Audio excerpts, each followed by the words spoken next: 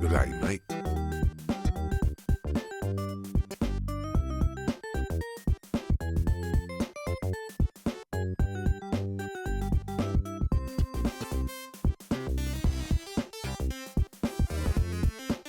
Good day, mate.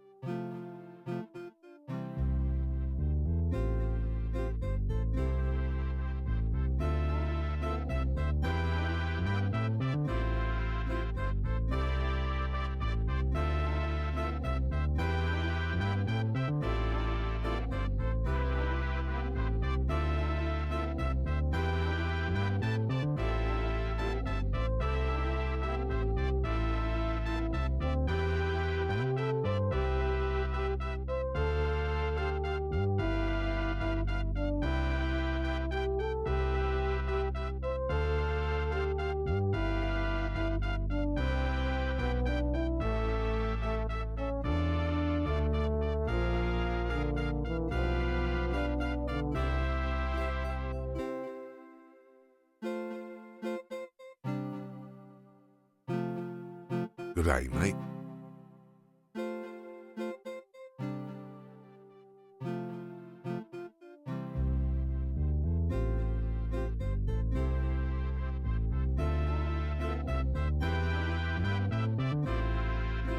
Good day, mate.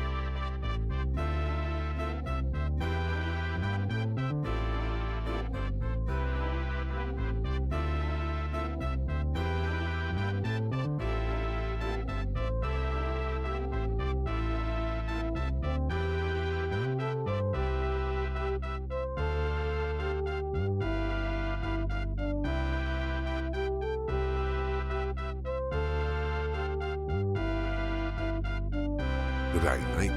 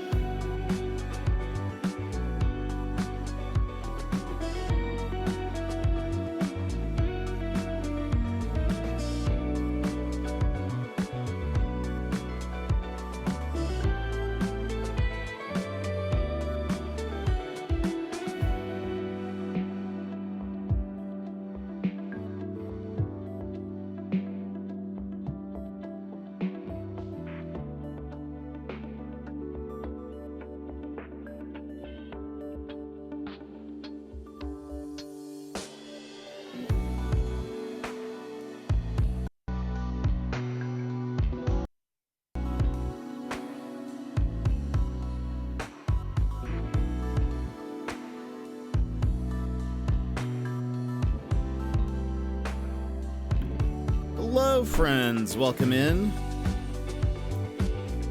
How are you today?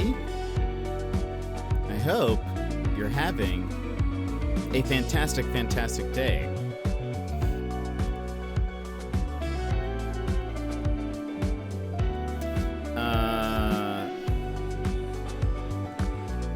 let me just double check that everything is working, and then we will begin. But in the meantime, how are you? What have you been up to? Anything fun? Anything exciting? Right. I could lower the music. That could be a thing I do.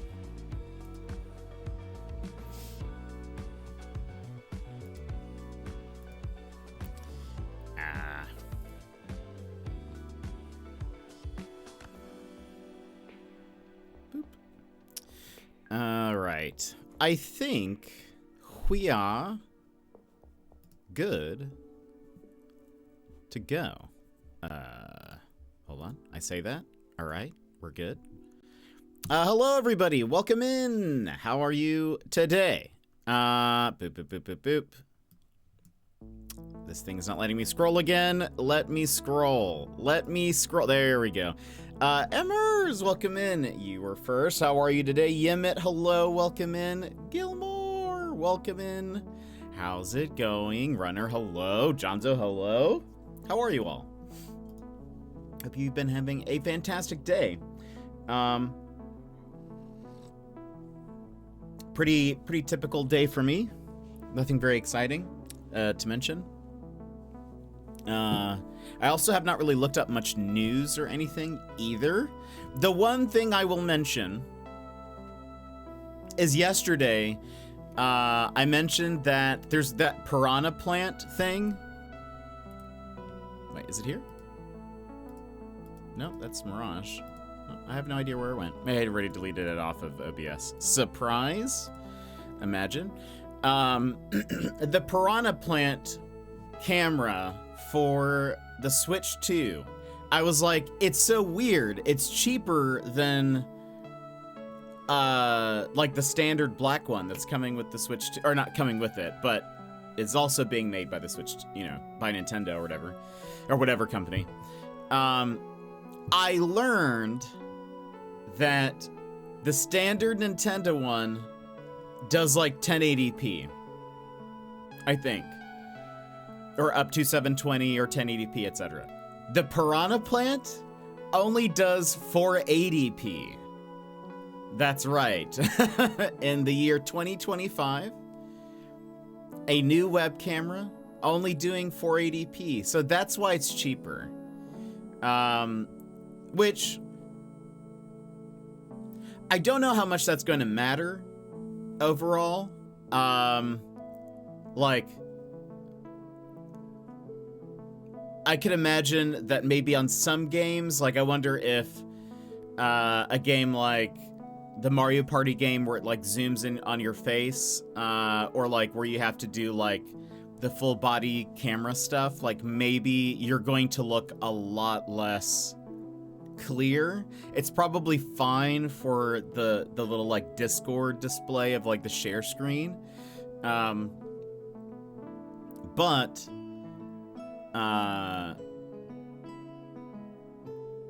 feel like for, you know, I don't know, for any other game that might use it, it's not gonna be as good. You could always like, because again, apparently any USB-C camera can connect to it and be used. Like, it doesn't have to be like an official Nintendo product or you know, licensed product. So maybe you could like, I don't know, you get the Piranha Plant, you use it if you're just doing the little like video chat thing. Plus it just looks cool. Or and then like you have a separate camera that you swap in anytime you're needing something that's better. But anyway, I won't be using that feature probably ever. So I don't think we don't even know if I'm gonna pick up a Switch 2, but anyway. But what have you guys been doing? What have you done today? What are you playing?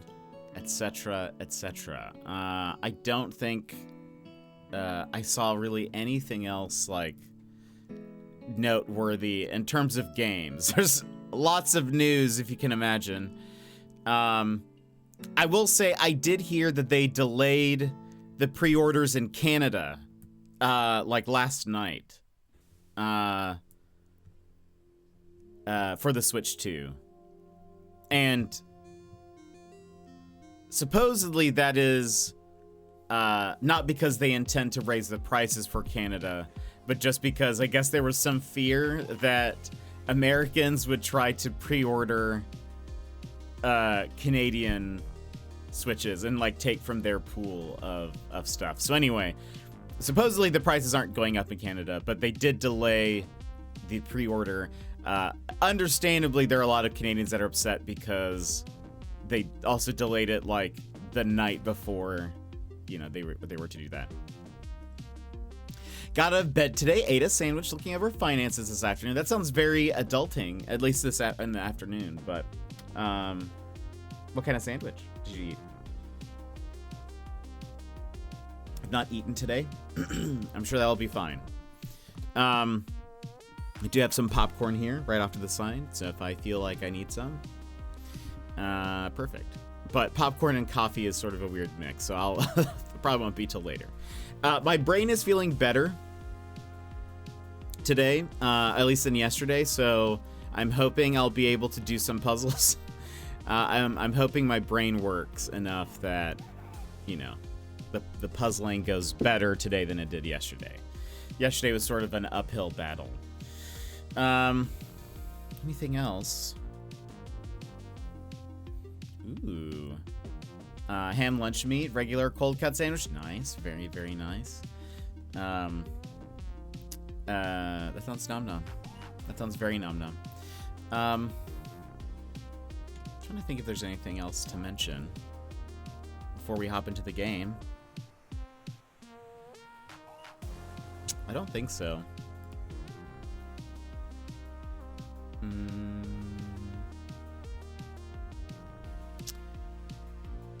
Yeah.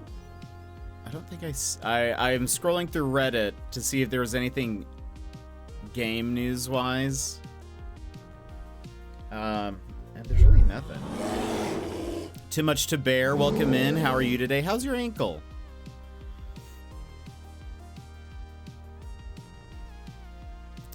It snowed a bit more. I will mention that. I had to go run an errand this morning. Was out in the snow for a little bit, but and by that I mean for like 30 seconds. No, maybe longer, because I had to clean off my car, but pretty short. Would you believe me if I said I hurt my other ankle? Did you? Should I believe that? Bear. That's not what we want. That's not what anyone wants. What is happening, Bear? What's with all the ankle breaking? It's been a day. What happened? Did your mom leave something else out and try to trip you?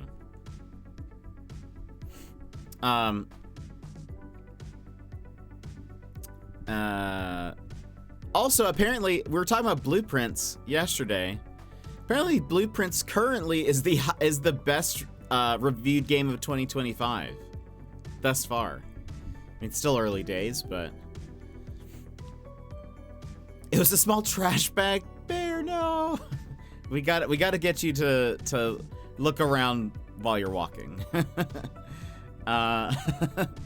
Need you to watch those steps. But yeah, those Blueprints reviews are crazy. Yeah, apparently it's very good. I mean, we'll see how, well, we'll see if we finish Professor Layton. Also, we'll see if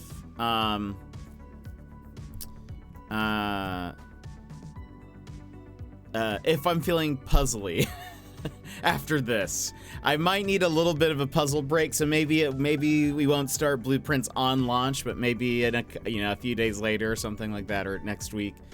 But I might need a little bit of a puzzle break in between, And anyway, that makes it so that if you guys want to play it, before you watch me play it, then that also works. All right. me get this open. And we can hop into the game.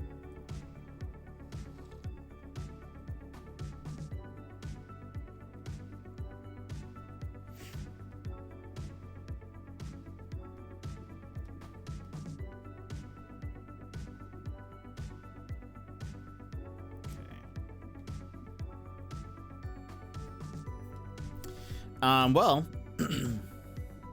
friends, I don't have anything else. So,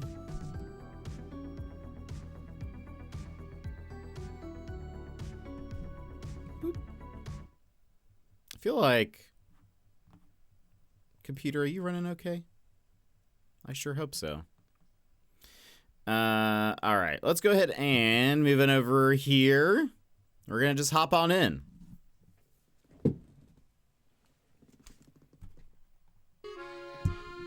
There we go.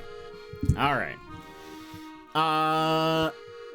So, we're going to the restaurant to meet up with you? Question mark? I kind of forget. Greetings, Shipley. Excellent timing, Professor. I just received a message for you from Luke.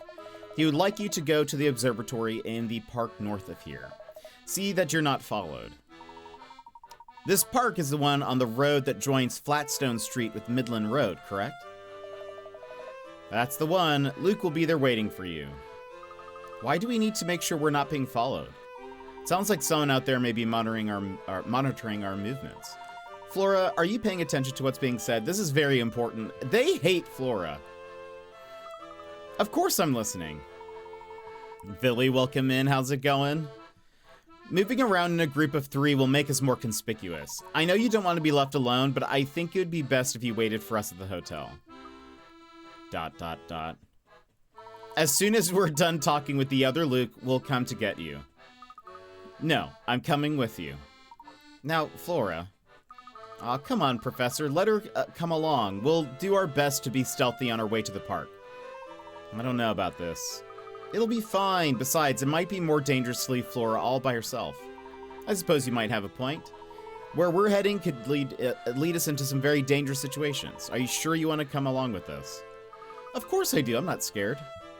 Well, that settles it. Let's get moving. Sorry, Luke, but we've got no choice but to put our dinner plans on hold again. I understand, Professor. No one wants to eat more than I do, but we shouldn't keep Luke waiting. Well then, what are we waiting for? Off we go.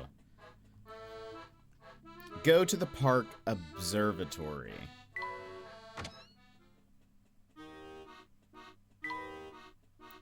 Right. Oh.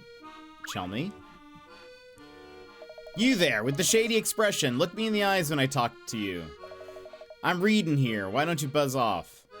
Listen, hooligan, I'm acting under the authority of Scotland Yard. I demand you comply with my investigation. Scotland Yard? Pfft, big deal. It's been years since the police had any power in this town. No power, you say? You'd do well to take a close look at the fellow before you. The very sight of these fists sends thugs running for the hills. Whoa there, buddy, settle down. Somebody help me, this weirdo's getting too close for comfort. Inspector, calm yourself. Ah, Luke, not now, lad. I'm putting the screws to this dubious fellow here.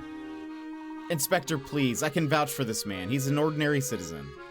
Oh, so he's a friend of yours, Layton? You should have said so earlier.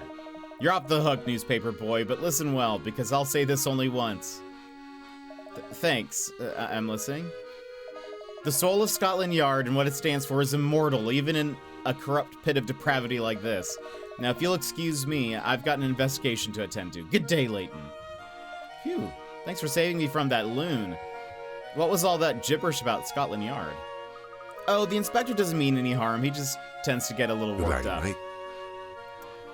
Secret welcome in. Hello. Okay. I don't actually think I know where the park is. Also, I hate this girl. We're ignoring her. Oh, here. There we go. Hello. Oh. Coin? We got a hint coin. Wait. It's maddeningly quiet. Maddeningly. There we go. Quiet. Why did the boss have to post me here? Didn't I talk to you? Wait a minute. Oh, there we go. I can't seem to open the door to the observatory. Is that so?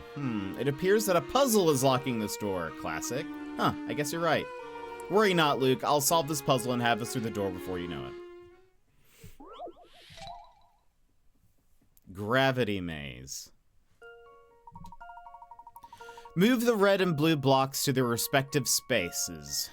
Tap the arrow buttons at the bottom to rotate the playing... Oh, also I forgot to do this. Where is it? There you go. Into the void with you. Pin message. Done. Tap the arrow buttons at the bottom to rotate the playing field by 90 degrees. Blocks fall downward when there's nothing under them. Okay. Oh, I need to switch the thing. Whoops. There we go. Okay. So that's that.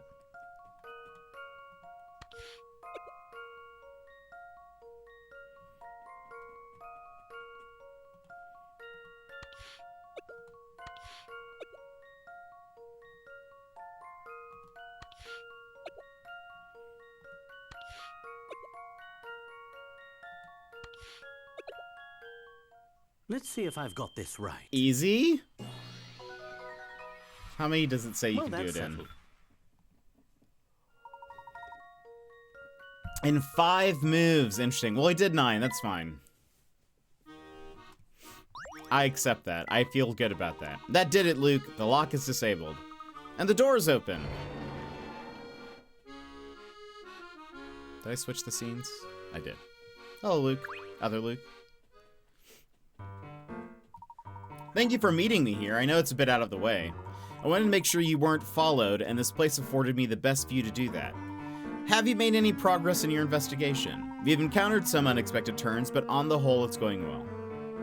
I can't believe I'm meeting Luke from the future. Eh? Flora, it's you. I didn't recognize you there for a moment. You'll have to excuse me, this is all a bit unexpected. It's nice to know that some things never change. I see you're still easily flustered. Hee hee. You're one to talk. As I recall, you're pretty easily flustered yourself. But it's good to see you. You look well. Yes, Flora would be one of the unexpected turns in question. Inspector Chelmy and Barton are here as well. Well, I'm not too surprised by the inspector's arrival. That man lives for police work. Are you saying you expected him to tail us back here? Expected, no, but I acknowledged it as a possibility. Enough chatter for now. We need to discuss how we're going to get into Chinatown. We haven't a chance of getting through unless we get those guards to leave the gate. And you found a way to lure them away, haven't you? Yes. See, the guards don't hang around the area all the time. They only man their positions there when Layton tells them to. In other words, my future self has some reason to post watchmen in the area. I confess that could be my fault. I've been doing a lot of reconnaissance in the area and may have been spotted. Anyway, the crucial point to take away is that the guards will leave their posts if their boss says to. I understand, but how do we get my future self to issue that order? Luckily, Layton almost never interacts directly with his low-level grunts. Instead, he has his lieutenant, Bostro, give out the orders. I'm sure you remember him. He was that giant thug giving orders at the casino. Ah, yes, I know who you're talking about. If the thugs by the gate hear Bostro tell them to get lost, I'm sure they'll abandon their posts. Then all we need to do is record Bostro's voice and play it back for the guards. Well done, little Luke, but have you figured out how to reproduce Bostro's voice? I seem to remember you're picking up a new friend near the river who boasts impressive vocal talents. Of course, Bird Luke. We can get him to mimic Bostro's voice. That's the idea, but how do we get Bird Luke to learn how to say get lost in Bostro's voice? That could prove quite difficult. Nah, get lost is something of a catchphrase for Bostro. He's always yelling it. I spent quite a few afternoons spying on the man. He uses it at least a dozen times a day. It's not a very nice thing to say. Well, he's not a very nice fellow, as you may have noticed. That catchphrase is our ticket into Chinatown. We should start looking for him immediately. Alright, Bostro is likely somewhere in the vicinity of the casino. Heading back to that area is a dangerous move, but we should start our search for him there.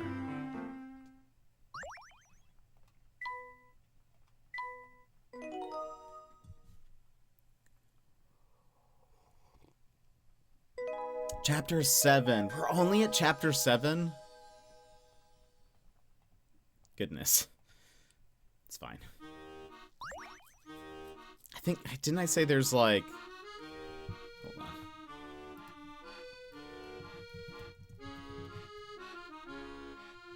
Chapters.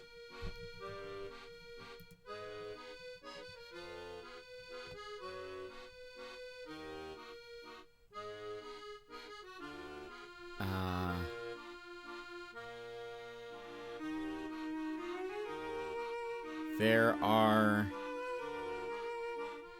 14 technically. So we're just, I mean, the 14th is like is the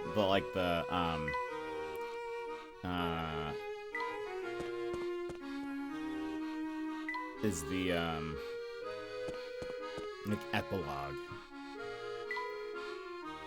So I'm gonna say we're more than halfway.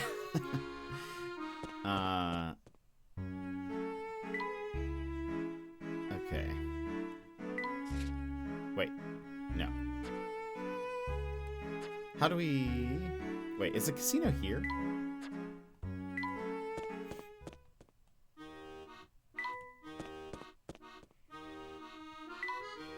It is, isn't it? Yeah, there we are. Look, there's Bostro. Yes, I'd recognize that white pinstripe suit anywhere. Quick, everyone, hide.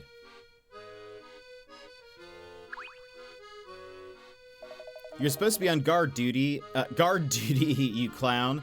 Stop goofing off. Oh, I wasn't goofing off, Bostro. I was just... Grah, you know the only thing I hate more than a loafer is a loafer who makes excuses. But... there ain't no buts about it. That attitude is what keeps you a grunt in this here organization. You know what? You're finished here. The family doesn't need no clowns like you. Get lost, you clown. Aw, come on, Bostro. Don't kick me out. Where will I go? There, did you hear that? Yes, I heard get lost loud and clear. What about Bird Luke? Did he manage to pick it up? Did you hear what that big man said, Bird Luke? Ah, get lost. It's uncanny how much he sounds like Bostro. A performance like that is sure to fool those two guards at the gate. Let's head to Chinatown.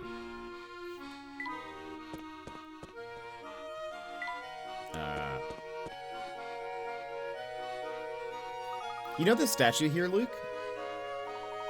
Oh, the one with the man that looks like the professor? Sure. Seeing it kind of got me thinking about, you know, the future. And one thing that occurred to me is that you know how everything's going to turn out, don't you? I mean, you're me, so you already went through the scenario 10 years ago, right? Well, in a way, yes, but I can't tell you what's going to happen from here on out. You see, if you had that knowledge, it could alter the course of history. Some of the things that are supposed to happen might not happen at all. Time travel has changed the way events unfold here, and look at the mess it's made. We wouldn't want to add that to the chaos, would we? I guess I never thought of it that way. What's more, knowing about your future self could actually change who you become. And just to complicate things further, it's probably worth noting that technically you aren't me. I'm not? Then who am I? It's a tough question. Our meeting has changed much for both of us. Only the past is certain. Therefore, I was you in the past, but you may not be me in the future. You follow? I think I do. But time travel sure is complicated.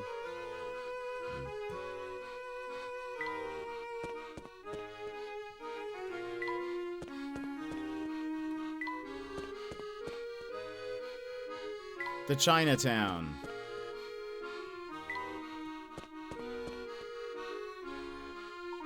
Salutations, mine amigo. I'm afraid I'm a bit lost. Hello there, Pavel. Fancy meeting you here. Where are you trying to get to this time? Read a magnifique article about the great underground caverns of El Mundo and came to see them. Ah yes, one school of thought posits that the caverns exist throughout the entire world. Hi, exactamente. He's mixing up all these different languages. I was on my way to discover the subterranean ruins of Rome when I got lost. Wait, you were heading to Rome and ended up here? Ja. The road of a traveler is long and winding, but this time I'm sure I'll reach my destination. But seeing as how we bumped into each other like this, how about a puzzle for El Camino?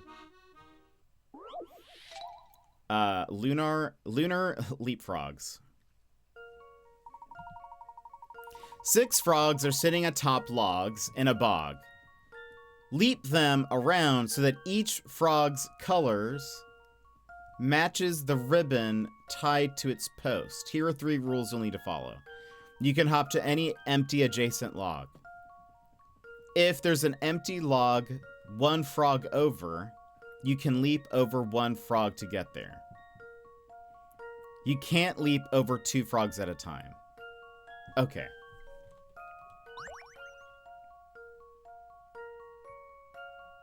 So green is here, red is here, yellow, blue, and this one's blank.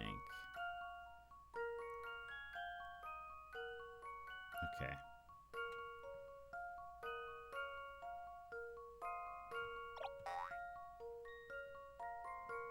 So, okay, you can move 1 over. I see.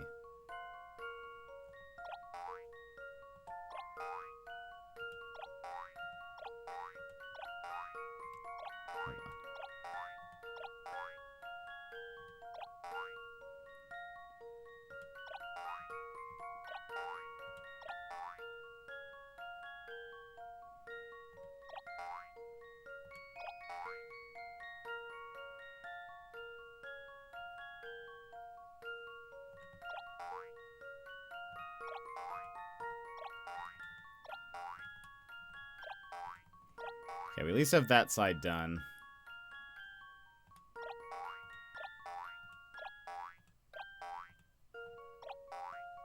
Okay. I'm sure there was an easier way to do that. I do not care. It's done. No puzzle can stop Layton's apprentice. Hip hop yippee! I wonder when the frog capella starts. If it works, it works. Actually, you know what's funny? It didn't even tell me a, usually when it counts, it says it can be done in this few number, but it didn't. Anyway. Magnifique, with that solved, I'm ready to return to my travels. Good day, and happy travels wherever you go. I've never seen anyone as good at getting lost as you. How did you even make it here to begin with? A new course for the toy car. Alright. Left? No, that's where we came from.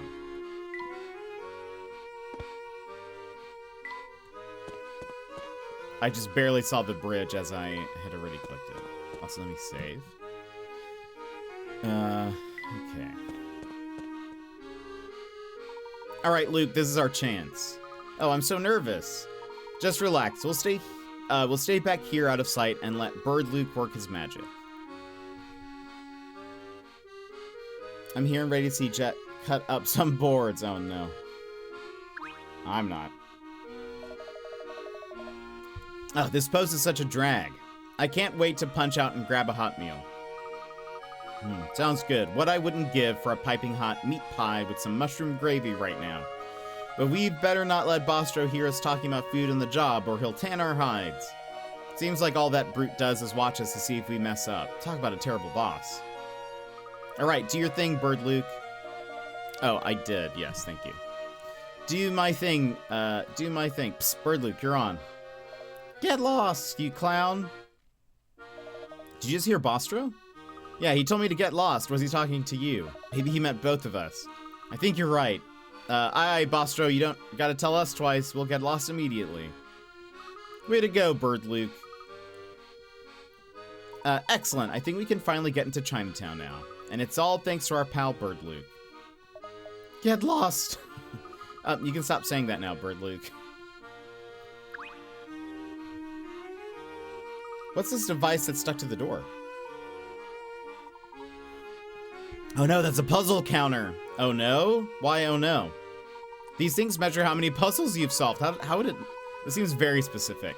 The door won't open for anyone who's solved fewer than the required number of puzzles. Here, take a look at the display on the front of the machine. It says 50. I don't think we do have 50. but I'm anxious to try the machine. The feature's just full of so many neat gizmos. Wait, puzzle count confirmed. Access granted. Maybe we've just done 50. Phew, I was worried there for a second, but it looks like we can go through now.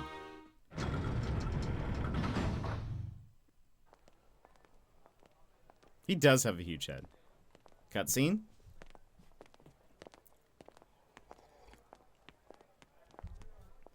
Just down this road is your future self. Do you find it at all unnerving? It's quite a peculiar sensation, I must admit.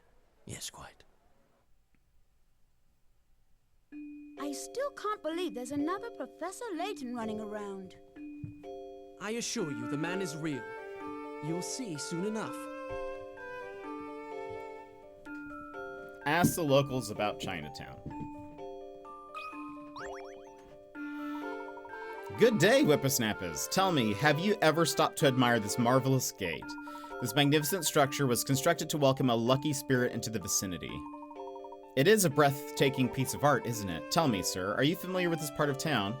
You mean Chinatown? I suppose some might say that I'm familiar with the area. As you might expect from the name, this area has many restaurants and shops selling goods from Asia. One thing most folks don't know is that, despite its appearance, the buildings here aren't that old. Shady, welcome in. I've also heard that the family's headquarters are in this area. Whoa there, my friend. Keep your voice down. And thank you for the lurk. Appreciate it. Though that fact might be common knowledge, it's not the kind of thing one talks about in public. I think what the professor wants to know is if you can tell us how to get there. Hoo, you're a straight shooter, aren't you, boy? I admired that. Tell you what I'm gonna do. If you solve my puzzle, I'll point out the family's headquarters to you.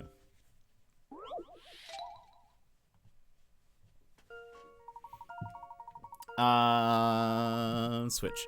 When counting on his fingers, this eccentric man counts in the order you see in the picture below. When he counts, Cosmo, welcome in. This one had my homie stumped. Well, I'm sure I will be stumped then. When he counts from 1 to 5, he returns to his thumb and continues counting in the same order, starting with 6. So 1, 2, 3, 4, 5, 6.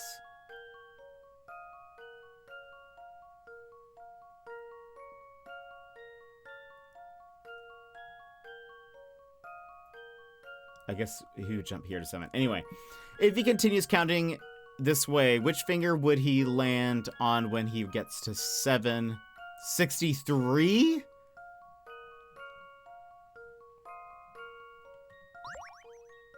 $763?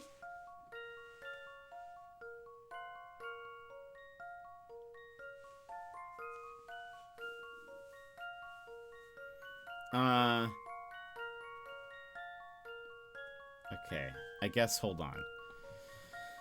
If we do 1, 2, 3, 4, 5, 6, 7, 8, 9, 10.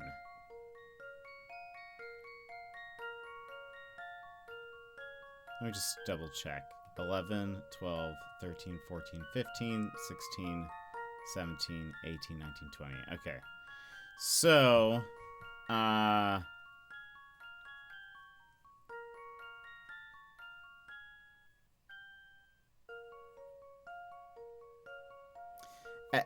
okay.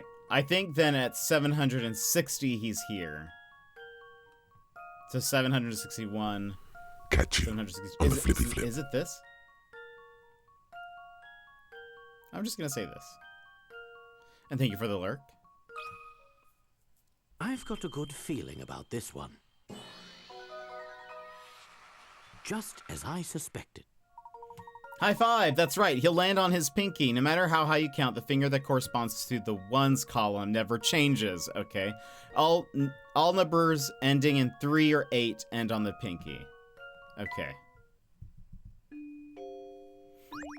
We got it. Hoo-hoo, you made short work of that puzzle, so here's your prize. See that tall building? The one in the distance? That's the one. It's called the Towering Pagoda, and it's the family's base of operations.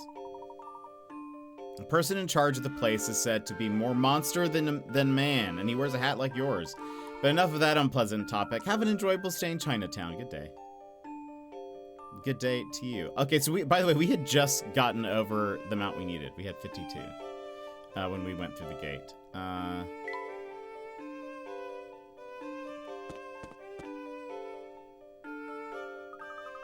Look at these shops, and it smells like something amazing is cooking here. I see you've taken a liking to the neighborhood. Let's ask a few more locals. Hello there, little girl. Oh, hi there, mister. Hiya. And hiya right back. Oh, that was nice. I do so love a good greeting, don't you?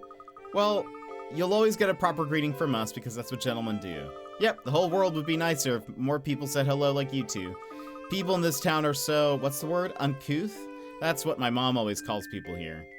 Oh, do you live around here? Yep, Dad moved out here and brought me and Mom along, but I think our move was a terrible idea. Dad hasn't come home once since he started working here, and all Mom does is complain about it. What's he doing at work that keeps him there all the time? Beats me.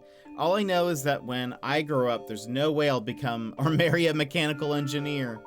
So your father's an engineer? Yep, Dad moved here after his old company got bought. Isn't that unbelievable? Can you imagine buying a whole company? You'd have to be super rich. You certainly would.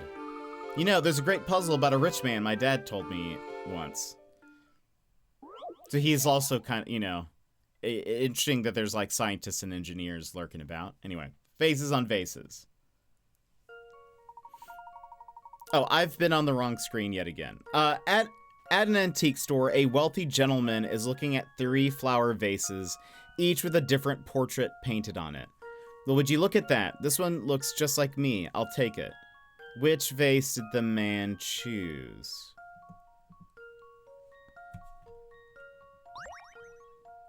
I mean, C? Oh, wait, no. It's not the face. It's going to be the shape. In which case... Wait, no, it is C. Still.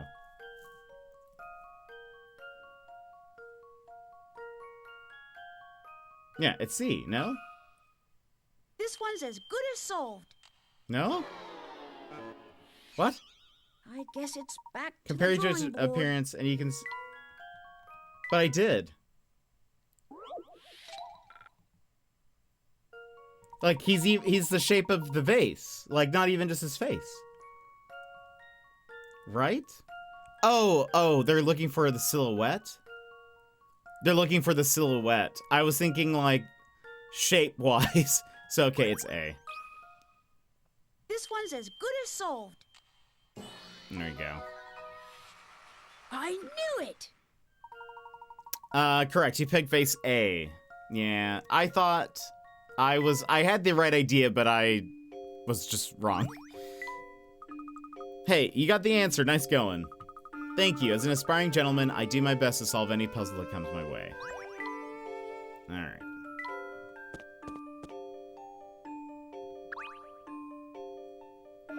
Well, look what we have here. Or who we have here. We met on our way to the Gilded 7 Casino, did we not? Nice to see that I made an impression. Let me guess, you don't want to let us through? There's no need for that attitude. Keeping those out with no business here is my livelihood, you see. You can't fault a fellow for trying to make a living, can you? Perhaps not, but we do have business here. We've come to meet with Layton. That may very well be the case. Unfortunately, I simply can't let you pass. And why is that? We've stated our business. Because my employer, Mr. Layton, is out at the moment. Hence, you have no reason to enter the building. And you're quite sure he's out and about right now? Well, I didn't just lie to you if that's what you're insinuating. The boss has stepped out. He's away. Gone. Not here. But where could he have gone? Well, wherever he is, it doesn't sound like he's up in the towering pagoda right now. Professor, I propose we do some sleuthing. I'm sure we can track down Layton yet. I agree. Let's ask some of the people in the area if they've seen my elusive counterpart. All right. Oh, there's a train station. What's over this way? Better than the circle puzzle in the garden? Yeah, 100%. But we've had worse, so... Or, I mean, we actually technically have not had worse, but we've had worse puzzles than the ones that I've done today. Some people have no respect for others. What seems to be the matter? Just look at this wall of mine. Someone graffitied it. I'm sure that the neighborhood misfit who did it is having a laugh, but I'm the one who has to clean it up. That paint's stuck on pretty good. I don't think you'll be able to strip it off. I suppose I'll just have to paint over the whole thing. While we're on the subject of paints, I might as well ask, you ever heard of this puzzle?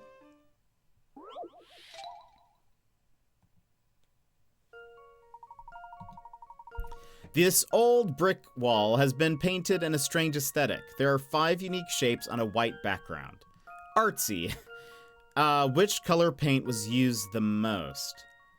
Touch the can, the correct can, and tap submit. Is this like a, trick? Here's my answer. Done. We're crushing it. Phew, that's Nice really... try, game.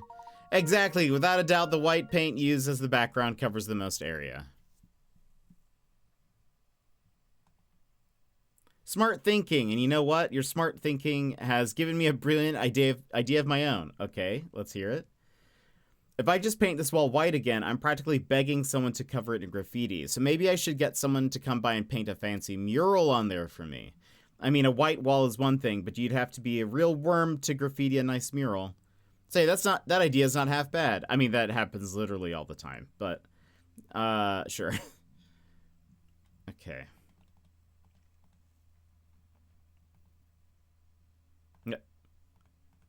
Oh, by the way, I don't think I introduced myself. I'm Slate. Pleased as punch to meet you.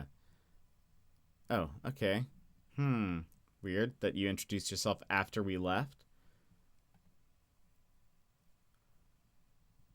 What can I do for you? We went to go see the man who runs the towering pagoda, but he was out. Do you know where he is? I think so, but I'm not telling you. He's a dangerous man. You don't want to tangle with him. Come on, or come now.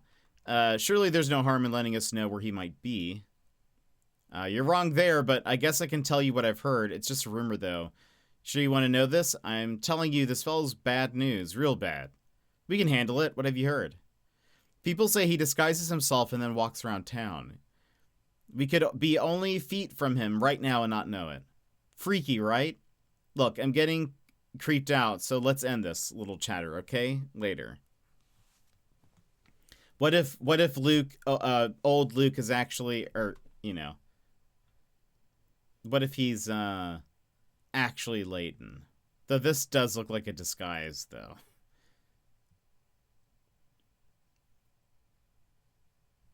Tell me that's not a disguise.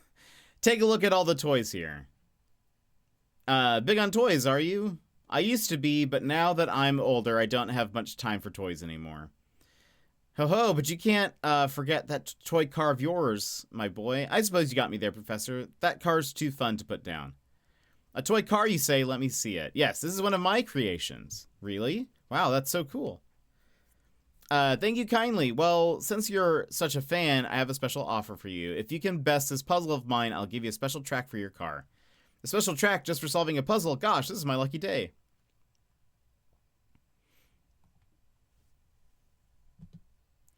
Two squares of paper, A and B, are shown below. Following the arrows from left to right, each piece is folded in half and then folded in half again. Okay.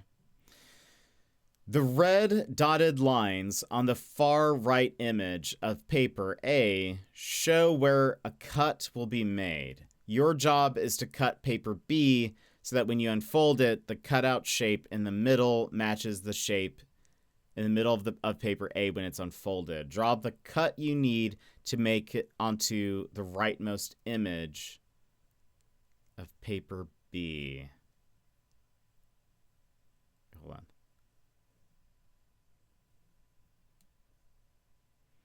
Your job is to cut paper B so that when you unfold it, the cutout shape in the middle matches the shape in the middle of paper A. So it's going to be a diamond, right?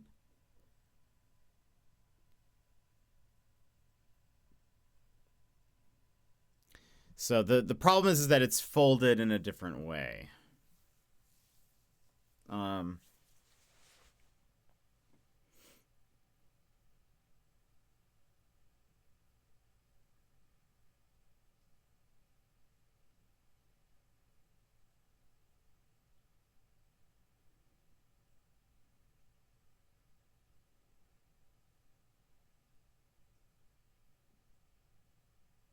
Or wait.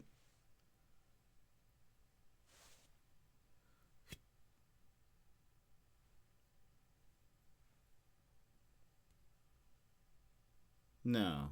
Wait a minute.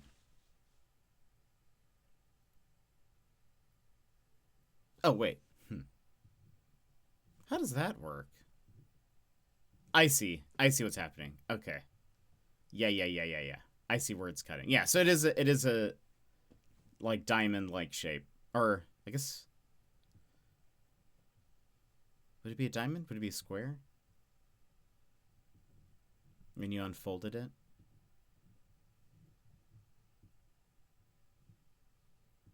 So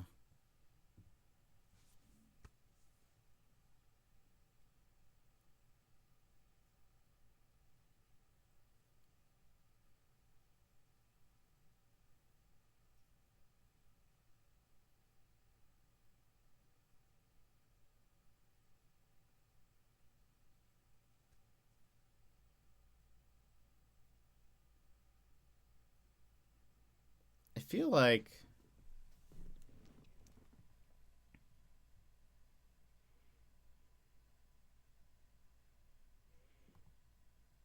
draw the cut you need to make onto the rightmost image of paper B.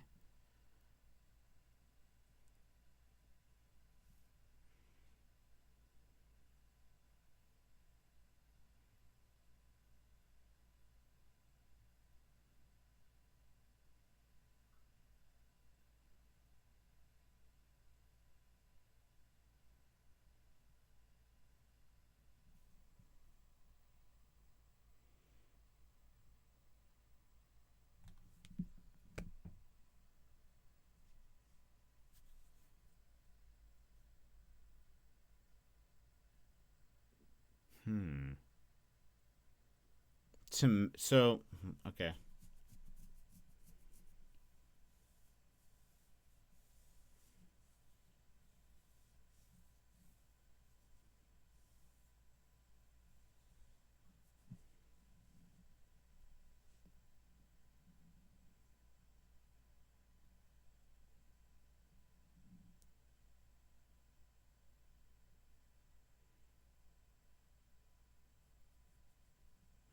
I'm very confused.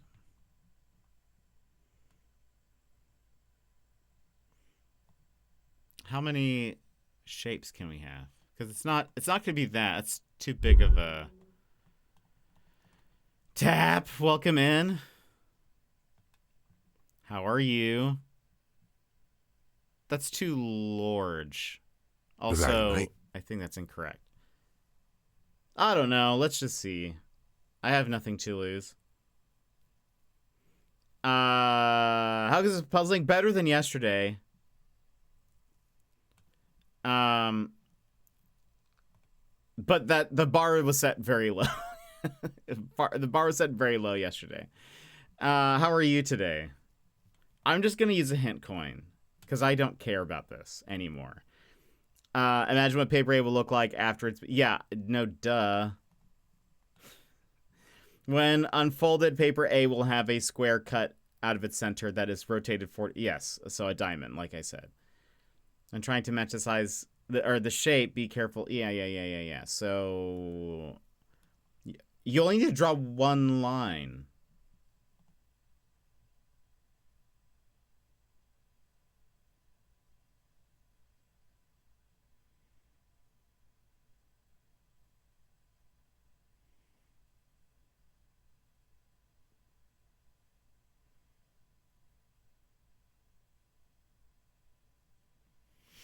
Feeling a bit worn down? Work stuff or life stuff or... Sassy, thank you so much for the 75 stream streak.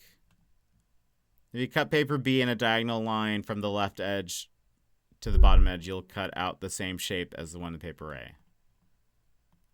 Boom. No? Wait, what?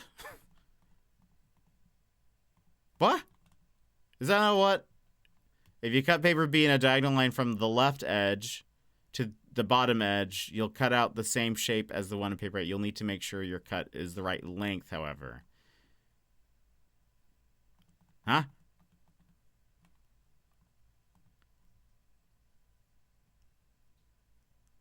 Huh? Is this?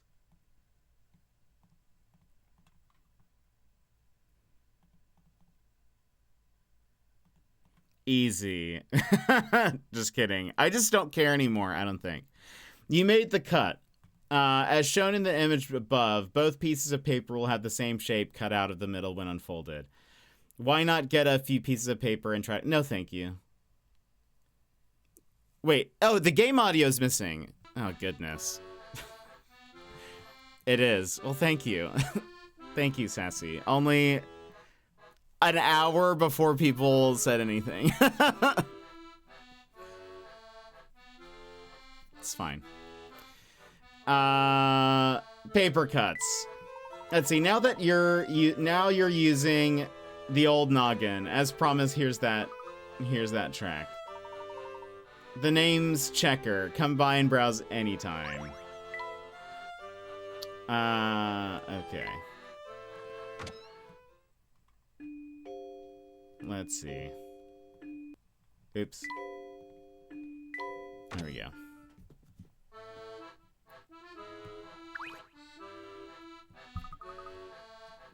Welcome to Pepper's Noodle Palace. What will it be? Sorry, but we're not here to eat. We just want to know if you can tell us anything about the fellow who runs the towering pagoda. I really can't interest you in a bite to eat? Alright then, now, what were you saying?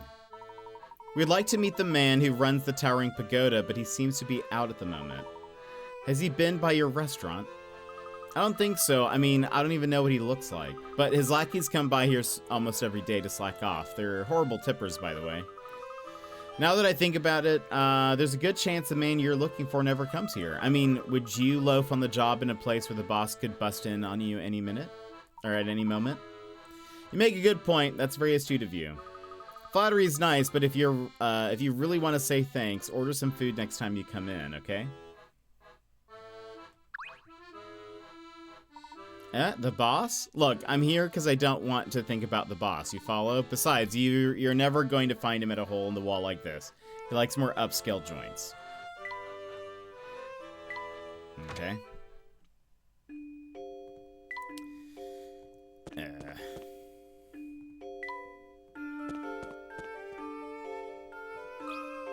A banana?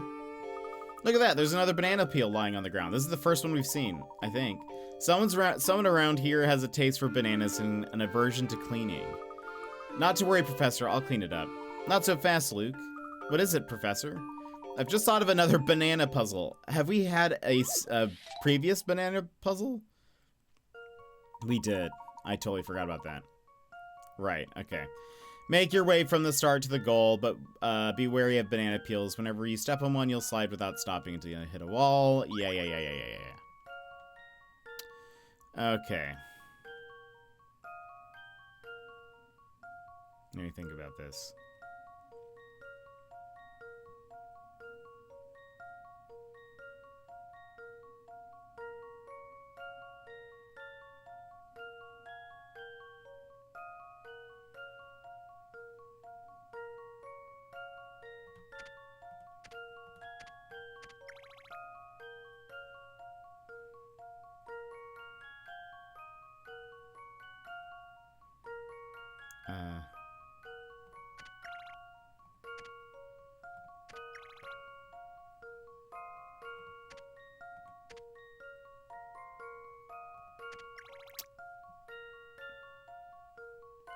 Wait a minute.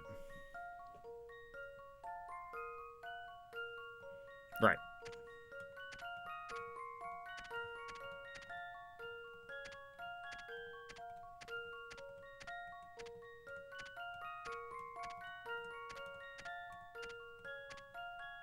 There we go. How about this?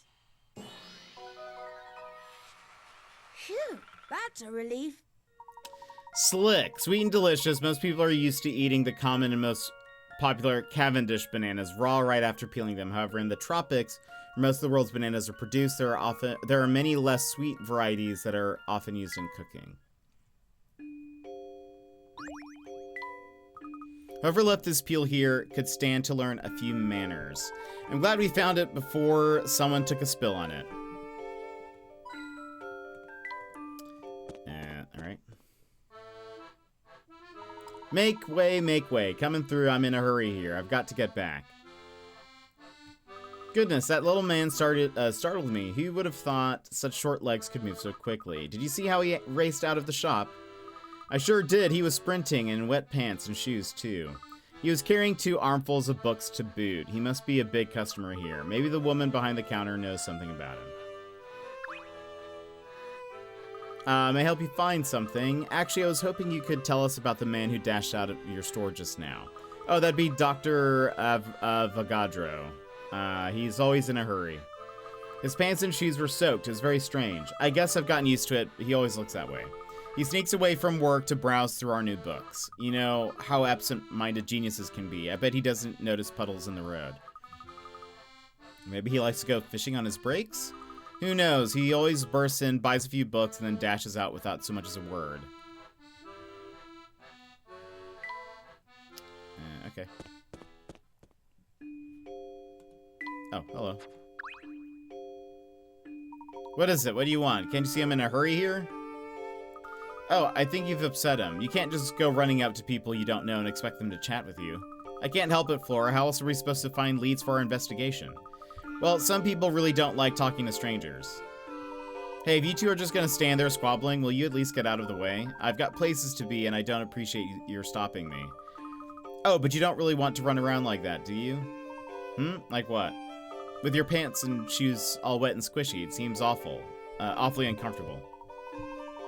There'll be time for drawing later. I have to go now. Enjoy your little row.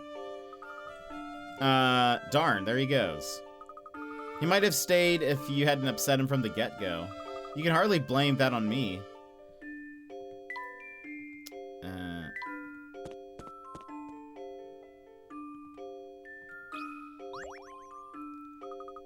Hello there. My name's Paige. What's yours, miss? I'm Flora. How do you do, Paige? Not so well, I'm afraid. I've had this puzzle in my mind for days. I know we just met, but would you mind taking a look at it? Sure. Create the chick.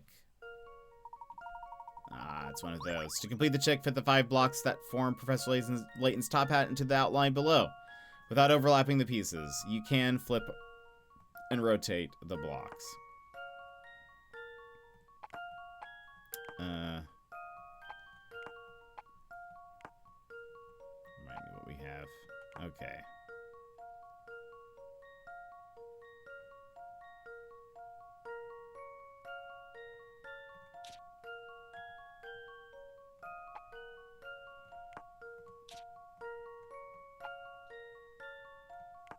That is not what we need.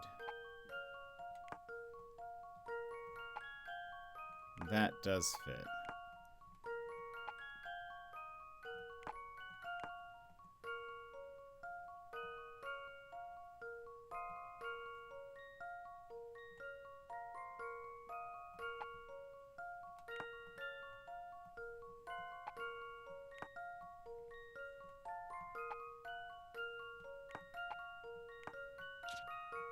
Oops.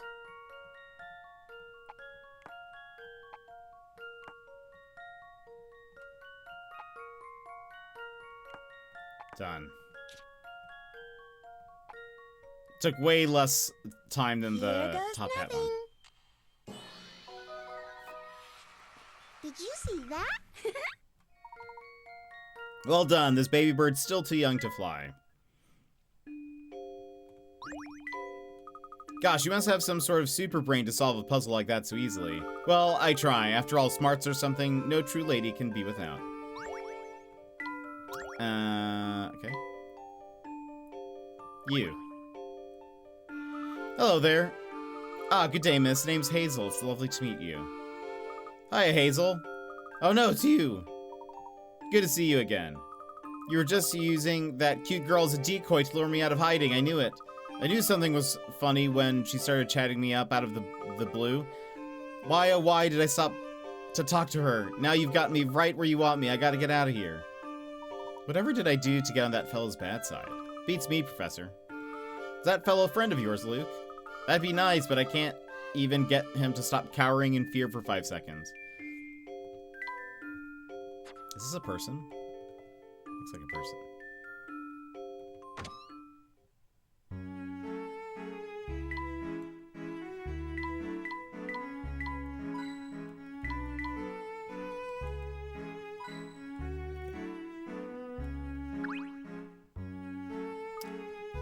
Squawk? Oh, what a splendid parrot you've got there. Nice to meet you. I'm Bird Luke. Oh my, clever and polite. My name's Myrtle, Bird Luke. Hello, Myrtle, nice to meet you. Is this your pet shop? Pet shop? Oh, no, young fella. This is no pet shop. It's a meeting place for animals to find true friends. Are you good friends with Bird Luke? You bet. Oh, I forgot to introduce myself. My name's Luke. Well, it's very nice to meet you, Luke. You and Bird Luke play nice with each other now, you hear? Get lost, you clown. Now, now's not the right time to bust that out, Bird Luke. Oh, okay. Well, bye.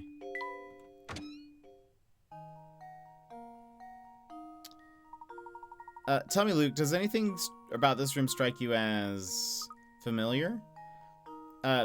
Actually, now that you mention it, is this another, like,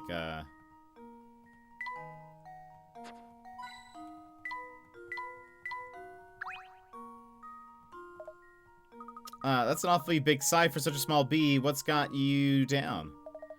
Me? Well, you know, even a honeybee like myself gets a little down in the dumps now and then. It must be awfully hard to take care of all those puzzles being, a bee and all. Oh, that? No, that's a piece of cake, kid. My problem is that I'm different from the other bees. No kidding. What's your story anyhow, Beasley? Oh, so you want to hear about me, do you then? Sure, all right. It's a gripping tale of a lowly drone's triumph over adversity. To become a puzzle bee. I'm talking... Gotcha! No! Beasley! That's better. Bugs are so very icky, don't you Oh think? my gosh. You really can't slap them enough. Ugh. Stop doing that. I think he's had enough slapping for one day. Now how are we supposed to solve all those puzzles that we left behind? Oh, no worries there, my fellow puzzle aficionado. Taking care of puzzles is my job now. Granny's put me in charge, so just leave it to me. Granny who? Oh, right, of course. So then you're... That's right. You can call me Puzzlette, because that's my name. Hope to see ya soon, soon. This is like Game of Thrones. But bees and puzzles. Okay. Where else have we not gone? Did we talk to you? Oh, there's this Chinatown? Listen to yourself, young man. Like all sentient beings, I exist everywhere and nowhere. Well, that's very nice. Now, if what you really wanted to ask me was where our physical bodies are located, I'll tell you. This is indeed Chinatown. Here you can find exotic goods and rare wonders from all over the world. Misha, you are insufferable. But these things don't interest me. Material objects are mere dust flecks on the universe's canvas. I repeat my sentiments. Something tells me I picked the wrong person to ask for directions. You've only just started to make your way in the world, young one. For you, many of life's greatest puzzles remain unsolved. For example, this one. Not a fan of Misha. One of these people broke the window. When asked about it, they gave the following statements in order, starting with A. I didn't do it. B. A is telling the truth. C. D is lying. D says, I swear it wasn't me. The person whose story sounds fishy is the culprit. Who is it?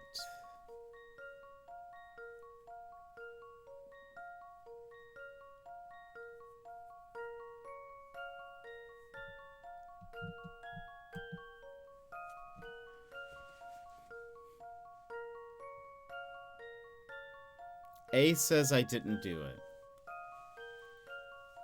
B says A is telling the truth. C says D is lying. D says I swear it wasn't me. The person whose story sounds fishy is the culprit.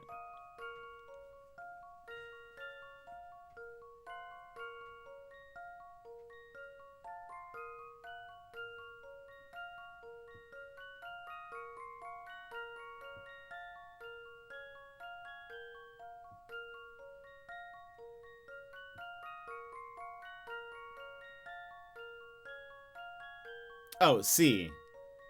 Because they told it in order, and C is saying that D is lying, but D hasn't spoken yet, so... This one's as good as solved. Done. Get out of here. Phew, that's a relief. Brilliant deductions. He is indeed the culprit. He said that D was lying before D had even spoken. Yep. Done. Yes, that's it. Seek the answers to your own questions. That is the root of individuality. Only by doing this will you find the true value to be had in the infinite moment we call the present. Thanks for the compliment. I have to go now. Goodbye. Alright.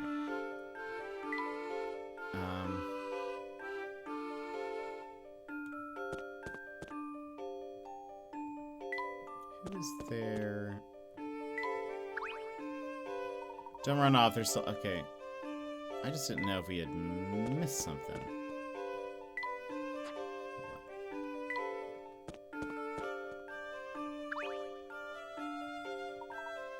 Did you manage to find the dreadful man who runs the towering pagoda? Unfortunately, no, he was out. We paid him a visit. We're actually trying to locate him now. Ah, well, you're wasting your time searching for him in this part of town. Does that mean you know where we can find our man? I've said too much. I can be so careless at times. So you do know. Please tell us where we can find him. It's very important. I'll say it again, lad. I like how forthright you are. You can drop a hint your way. That is in one condition, yes. Gotta go make dinner, Bear. I hope you have a good one. If you run over and tell my darling wife that I'll be eating lunch out today. But we don't know who or where she is. Oh, she's easy to find, my Myrtle. She runs a pet shop on the edge of Chinatown.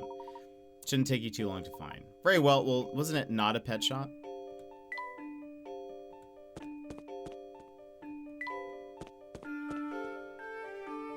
This must be where we find Myrtle.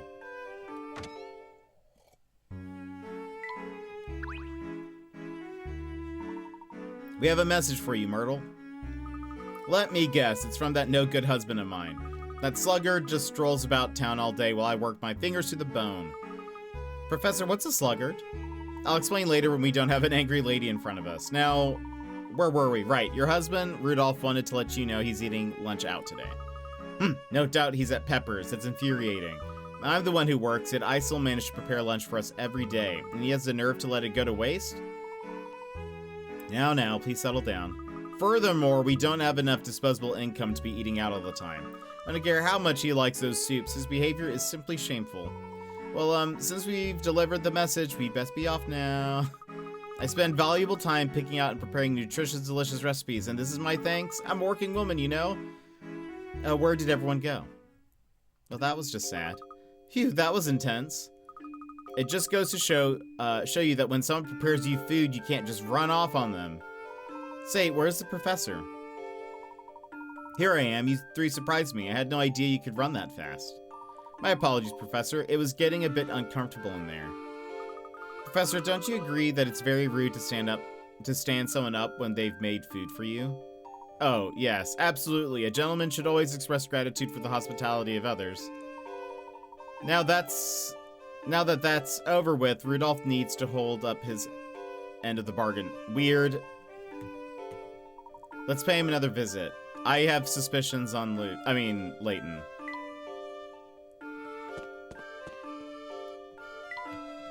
He disappeared for a second.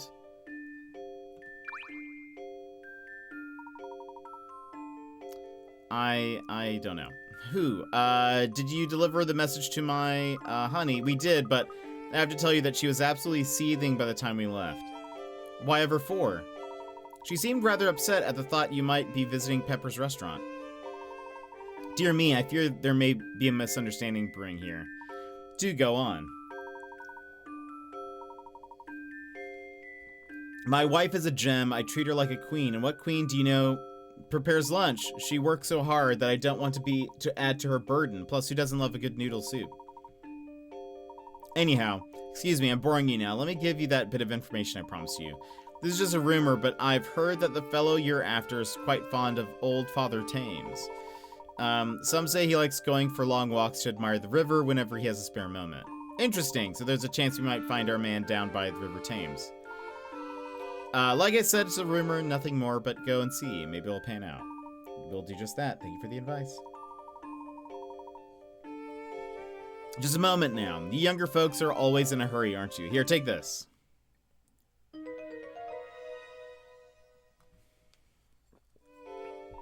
A flyer. It's a small restaurant on the edge of the Thames. It's called the Thames Arms. A lovely little place. If you're in the area and have the time, you should really stop in. Sounds like a perfect place to take a break. We'll be sure to check it out if time allows. Good day, sir. Oh, wait, just a moment. Yes? My wife, Myrtle, exactly how angry was she? Furious. Oh, I see. Thank you, that will be all. Oh, dear. Where does one go to admire the Thames around here? There was a hill we walked over on the way to Chinatown. The view of the river there was nice. The place I was talking about has a path that runs down to the riverside. It might be worth checking out. Oh, goody. A walk by the river sounds so nice. Flora, focus. This is serious business. We're hot in the trail of a criminal.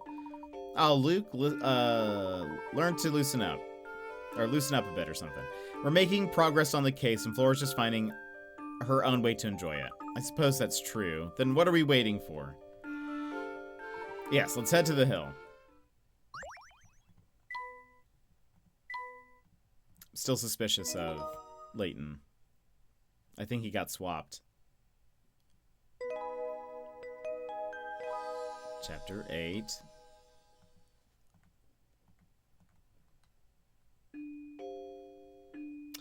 We have to run ads, so let's go ahead and do that now.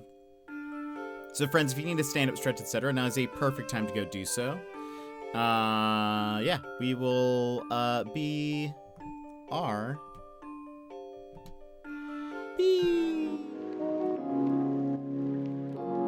This is your time, Jetpack Gang. Stand up, move around, grab a snack, hydrate.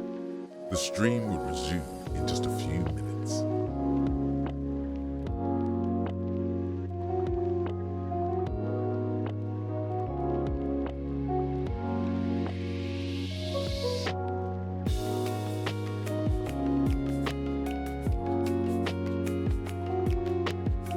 Why is that Garfield so muscular?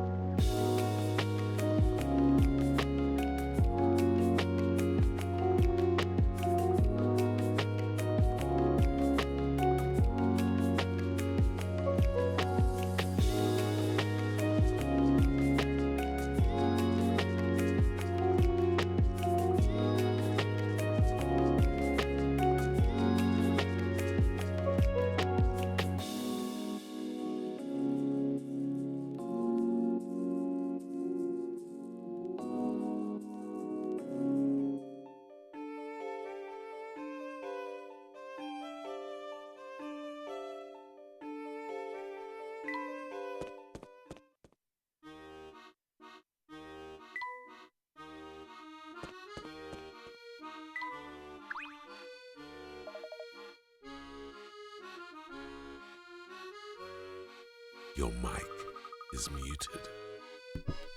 Thank you.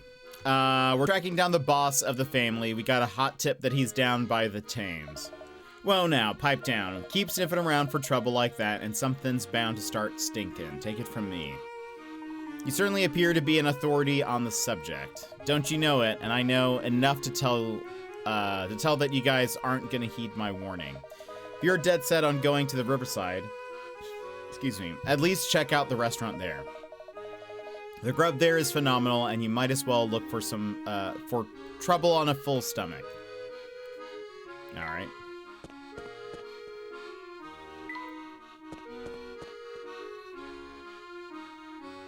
Oh, you didn't? Oh, I did.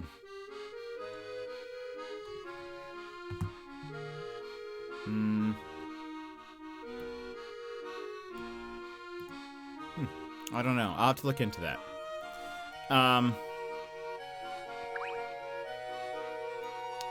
Hello there. Why, hello? Oh no, not you again.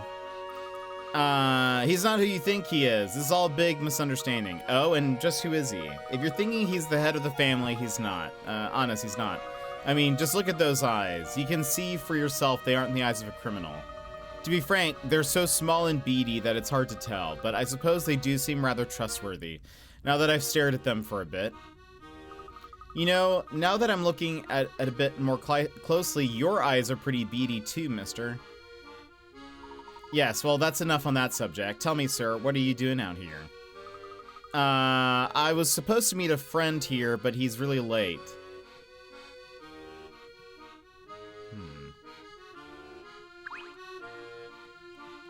Where could my friend be? I feel like I've been waiting for an hour at this point.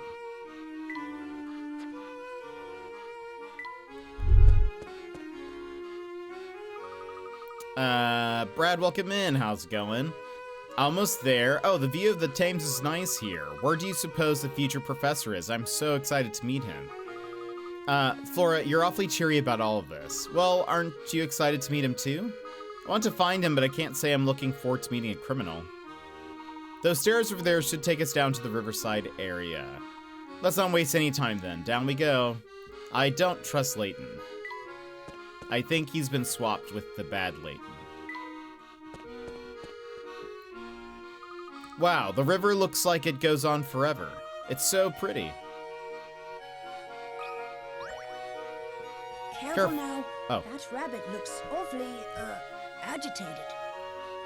I don't like that glint in his eye. He looks like he could attack us at any moment. Well, you've always had a way with animals, even those of the more cantankerous variety. Why don't you see if you can't befriend the little fellow? Befriend him? Right. He doesn't look too, friendly, but I guess I can give it a shot.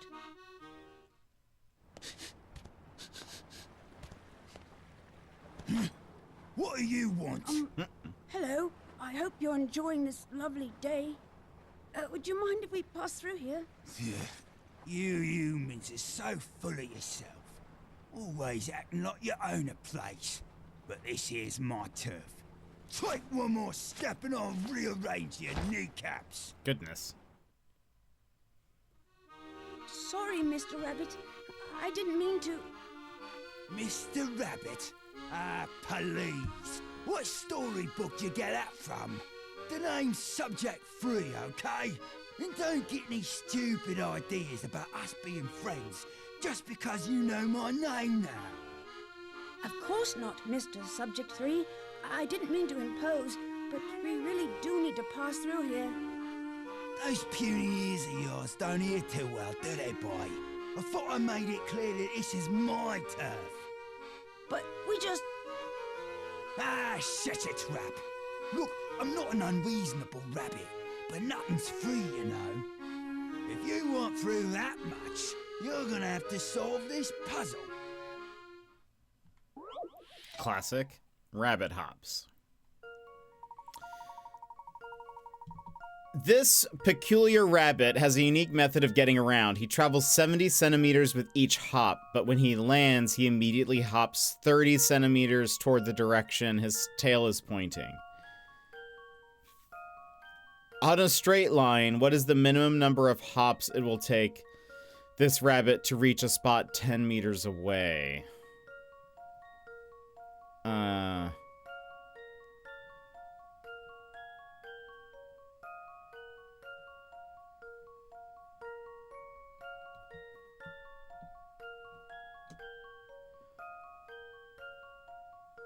Travels 70 centimeters with each hop.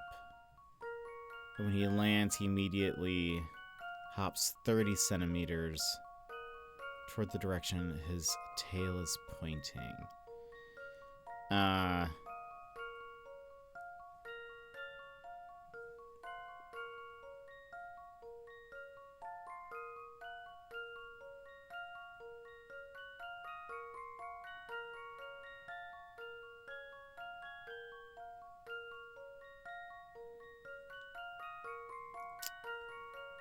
On a straight line, what is the minimum number of hops it will take this rabbit to reach a spot 10 meters away?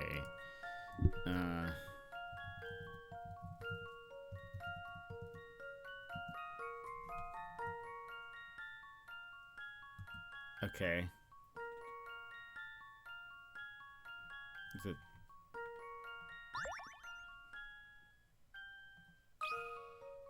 it 3? This one's as good as solved.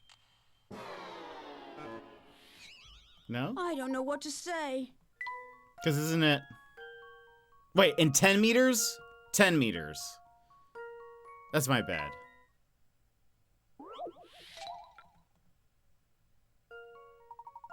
Right? Or wait, am I thinking 10 meters?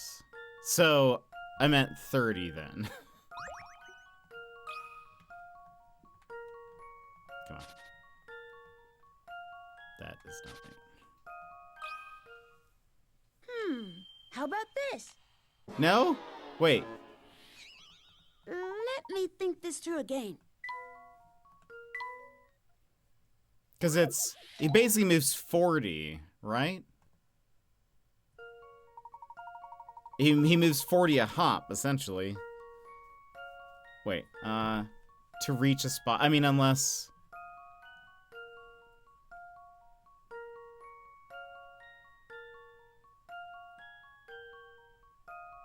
So wouldn't it...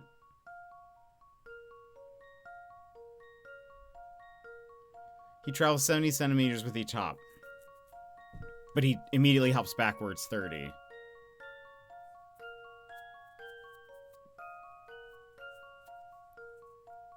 What's the minimum number of hops?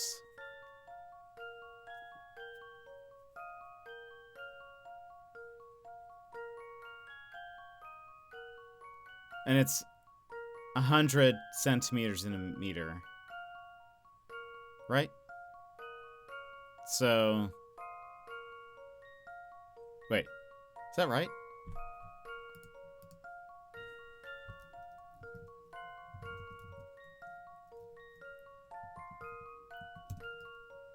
Yes. So...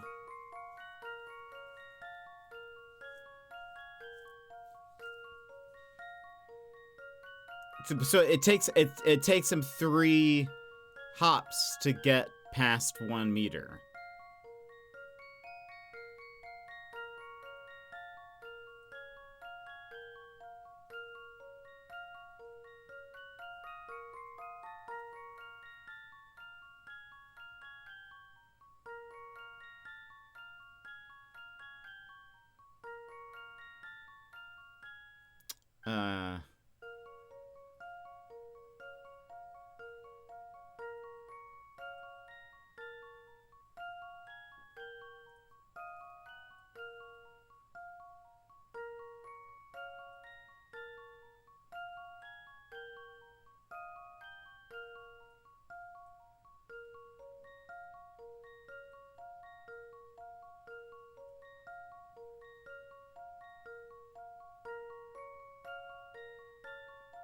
I guess, hold on. If we math this.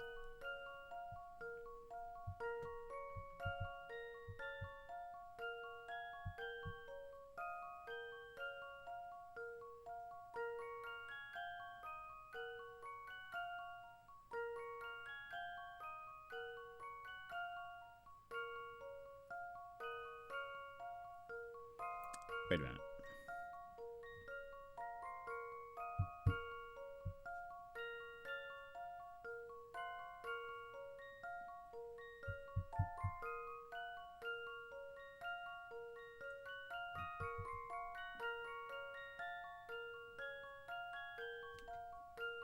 I've confused myself.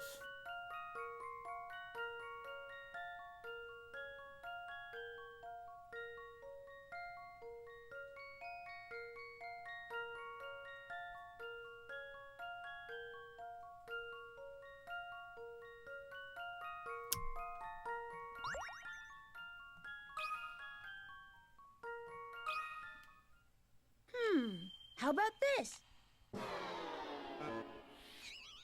I don't know what to say. I have majorly confused myself.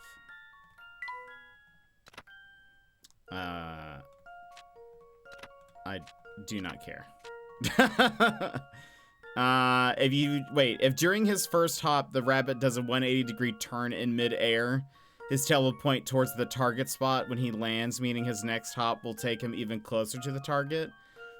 As long as the rabbit does a 180-degree turn in midair during each hop, he will cover 1 meter every 2 hops. I would have never figured that out. So...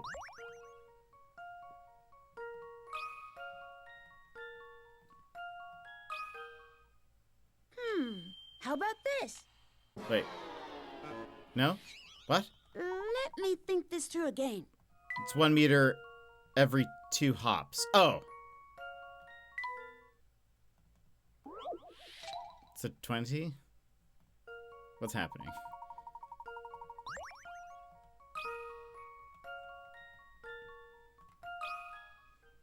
This one's as good as solved. I hate that. I knew it! Okay. Sure. I would have never figured that out in a million years. Yep. So what exactly is your story, Mr. Subject 3? Want to know more about this old hair, do ya? Well, get your hanky ready, cause my tail's a real tear-jerker. Okay.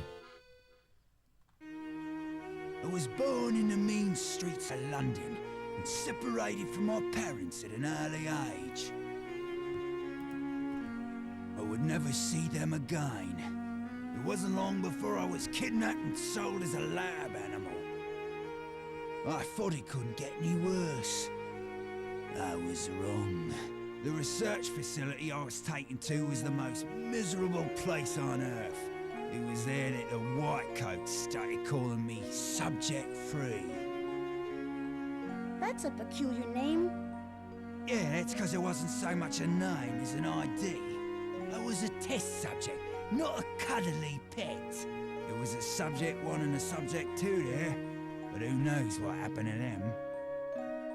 I don't mean to stir up painful memories, but you said you were a test subject, so... You want to know about the test they did on me? Just thinking about it makes my fur stand on end. Well, this was one of their favourite routines. They'd throw me in a room and cut the lights.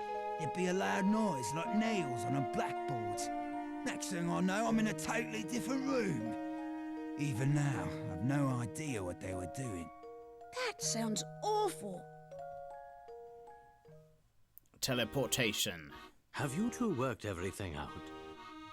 Did you hear Subject 3's terrible story? Apparently, he was forced to be a test subject in a whole bunch of weird science experiments. Our friend here carries a heavy burden on his shoulders. Poor little fellow. Poor little fellow? Spare me your pity. Life is hard, kid, and I've had it harder than most. None of it really matters. The sooner you stop expecting good things to happen, the better off you'll be. What kind of attitude is that? You're free now, and you've got your whole life ahead of you. Ah, so now you're gonna tell me how to live my life, huh? Go on then, get out of my face before I bite the lot of you! I wonder if he's gonna go to the pet shop.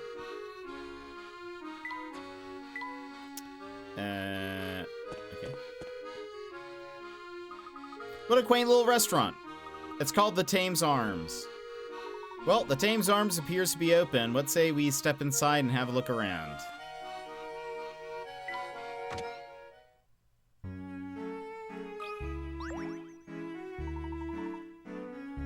Suspicious. Gentlemen, lady, welcome to the Thames Arms. Good afternoon, sir. We're here in search of an acquaintance who may have come by today. As you can see, business is quite slow. One regular came in earlier, but he left a few minutes ago. I see. This regular didn't happen to come from Chinatown, did he? Forgive me, but it doesn't seem right to give out that kind of information without his consent. Of course, I understand your concern. However, this information could be vital in assuring the safety of London. It's quite a claim to make. What about this? If you can help me with the problem I'm having, perhaps I can help you with yours. Dice dates. You've decided to make a special pair of dice that can display each day of the month numerically on your desk, as shown by the 12 at the top of the screen below. Each day must use both dice. However, which means single digit days like the 1st and 2nd of the month will display as 0, 1, and 2 respectively. You thought you had the design figured out, but the layouts below won't display all of the dates. Draw a circle around the one number that needs to be changed.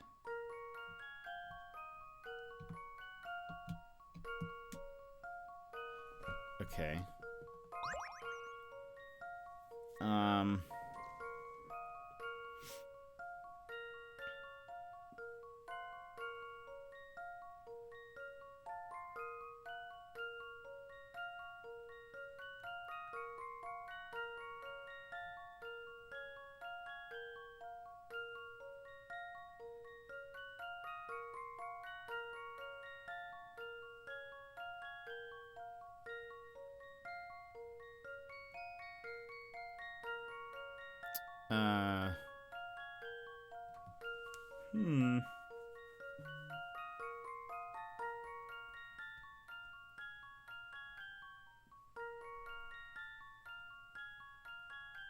I think it's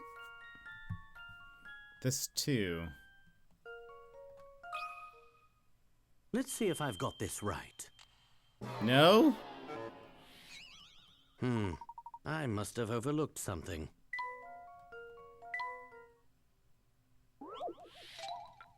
How are they gonna do... Oh.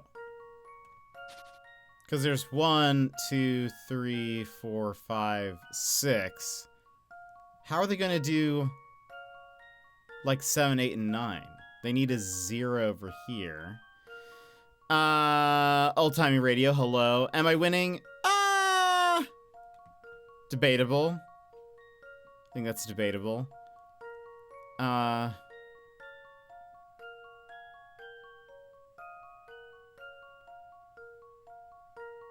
Is it maybe... Is it a 6? Maybe it's the 6? Because... you could use the 9 to be a 6. I've got a good feeling about this one. There we go. We got there. Just as I suspected. Nice. The 6 needs to be changed. Yeah. And you can just flip it over. Yeah. We got it. We got it. Excellent. Your help is much appreciated. Now that we've solved your problem, can you tell us about the man who was in here earlier? A deal's a deal. That customer who came by earlier is what some might call a bit of an odd duck. Every time he comes in, he's wearing something different. Maybe he thinks I won't recognize him. So he disguises himself. He tries to at any rate. He told me that he can't afford to be spotted in public, so he always wears different clothes. And this man hails from Chinatown?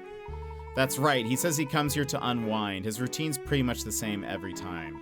Usually he walks in wearing that top hat of his, orders a beverage, and finds a seat by the window. You say he wears a top hat? I did. It's a tall number, like the one your friend is wearing. But as you said before, this man has already left today.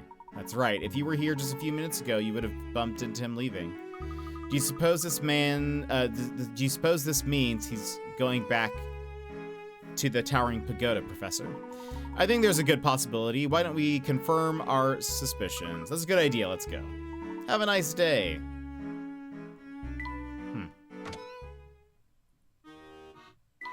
Oh? Barton? Hi there, Barton. Fancy seeing you here. Oh, hello, Luke. I've been traveling around on foot and gathering information, but all that walking has me in the mood for a snack. So that's why you were peeking through the restaurant window. Yes, I confess that a lovely wobbly jelly caught my eye. Do a hungry man a favor and keep my little break a secret from the inspector, please. Ha, I wouldn't dream of reporting you, my good man, but now that you mention it, where is the inspector? Well, that is normal Layton, so I don't know. He's been conducting a series of exhaustive interviews with everyone he meets in town. Once he finds a useful source, he really knows how to wring out every last detail. I'll bet. Okay. They need fast travel. So back to... Oh, no. Oh, my dear sweet Fluke. I've been looking everywhere for you. What are you doing here? Please excuse Luke here. He's just surprised as all. What a pleasant coincidence it is that we all happen to walk through here. Coincidence? Oh, no, no, no. This is nothing short of fate, because you see, Fluke and I are destined for one another. Well, I suppose that's one way of thinking about things. Fate? Destiny? Luke? Just what have you been telling this sweet girl? Me, nothing. It's all one big misunderstanding. Belle and I, we aren't, involved like that. Oh, Fluke. When you get all flustered like that, you're so cute. I could just eat you up. I'm not flustered or cute. Hush now, my strong, gorgeous man. There will be time for more flirting later. Came to let you know that I've been seeing strange men running all over town looking for you. They keep going on and on about the boss, blue hats, and other gibberish. That sounds bad. Professor, do you think the family has finally caught on to us? I fear that might be the case. If so, we have limited time. We must gain access to the Towering Pagoda before the family reinforces their guard in the area. Don't be scared, my sweetling. I won't let anyone harm my dreamy hunk of a man. Look, Belle, thanks for the warning, but you can stop worrying about me now, and you can stop calling me weird names. All right, let's go now. Oh, Fluke, I love when you play hard to get. It just makes me swoon. I do not like her in the least bit. I am with Luke. Chapter 9. Master of the Towering Pagoda. We finally get to see future or evil Layton.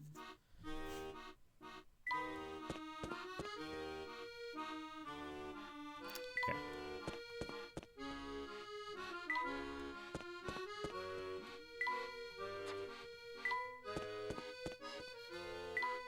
Keep going.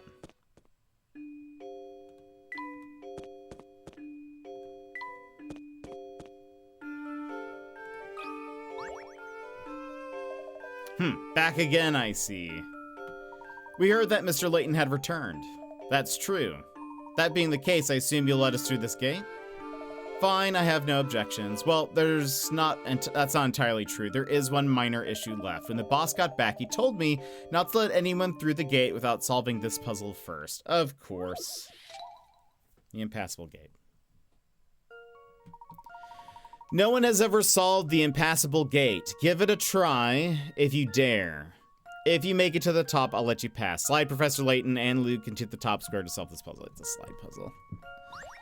Oh boy.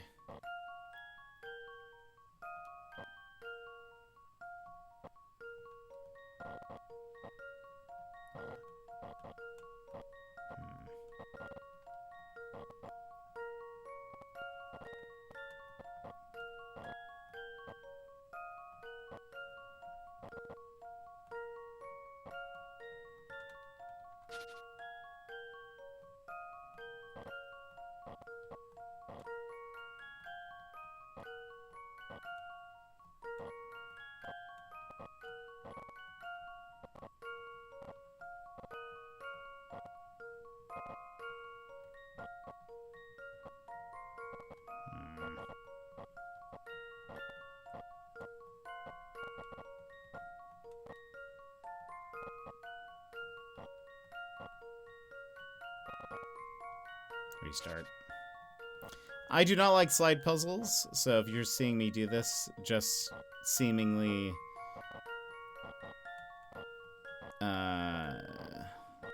doing random things, it's because I am. It's because I hate this. I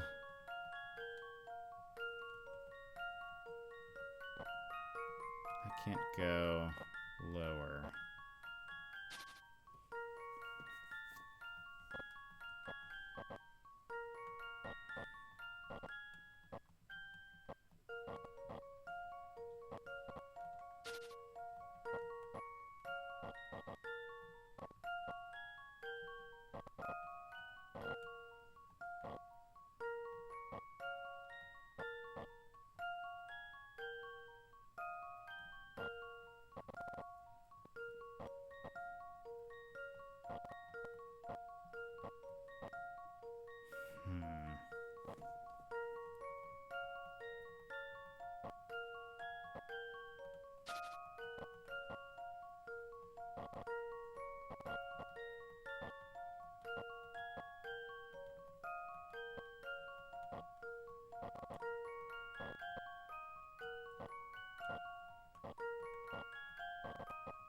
Okay, that's at least different.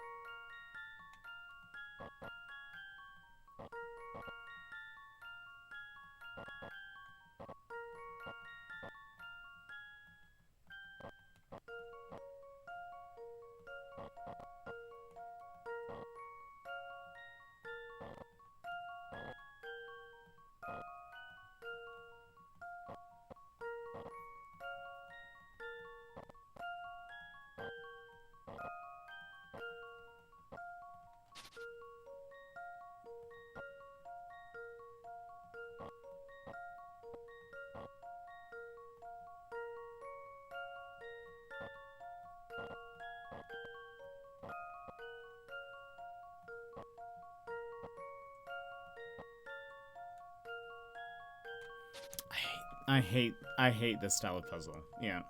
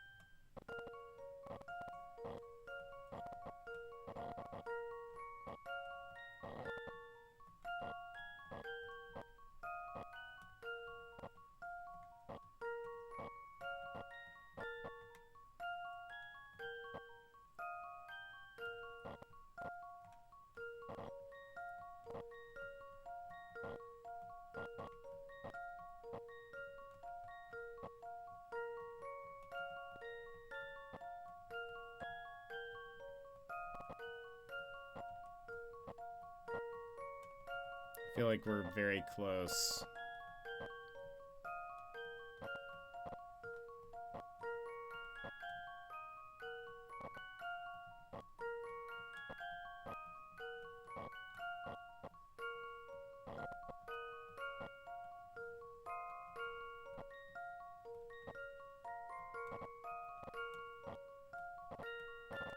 There you go. Goodness. Let's see if Get I've me got out of this here. right. Okay. Well, that's settled. Saving, just so I never have to do that again. Incredible, you may pass through the gate. It seems the boss was right on the money. You must be the guest he's been waiting on. Wonderful, where can we find him? Head down the street to the pagoda. I wouldn't keep him waiting if I were you.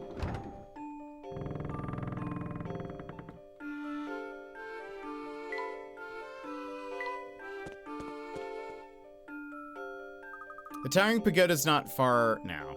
Finally, the Layton from your time and the one from mine will meet each other face to face. That might be tough, seeing as how our professor's not here. Huh? Where's the professor? He seems to have disappeared, but he just solved that puzzle that got us past the gate. Yes, and then we walked through that gate together. He was a bit ahead of us by that point. I think he might have waved at me before he vanished. But where did he go? I'm not sure, though he was smiling as he dashed off. Yeah, something strange, but why? My question exactly. His actions always have a purpose, but I can't see why he'd run away. No, it was a slide puzzle. Hey, Flora, there's a slip of paper stuck to your back. It says, kick me. How embarrassing. Someone must be playing a prank on me. There's something written on it in the professor's handwriting. Let me see. It says, go on without me. I'll catch up with you soon. He's never led us astray before, so I think we should do as he says. I agree. This is probably all part of some brilliant plan that the professor's been readying. That sounds fine, but in the meantime, will one of you please take this paper off my back? Fair. Yeah, I hate slide puzzles. Schmartin. Hey, what are you lot doing back here?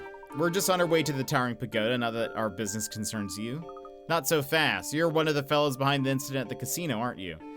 Let's say I am. What would you do about it? I'd get my boss, Schmelmy, to give you a knuckle sandwich. If only he hadn't gone off to the bathroom. Well, lucky for us, he's not here. We'll just be going now. If you run off, I'll make sure my boss squishes you like a bug when he finds you. Duly noted. Wait, one more thing. Solve this puzzle.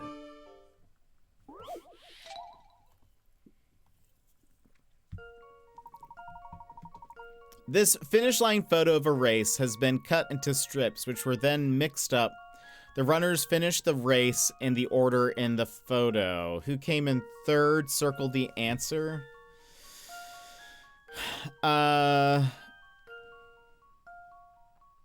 The runners finished the race in the order in the photo. Who came in third?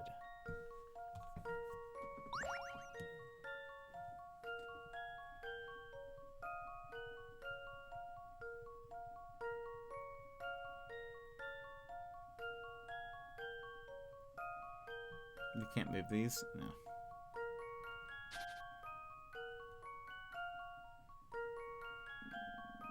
Okay, so this,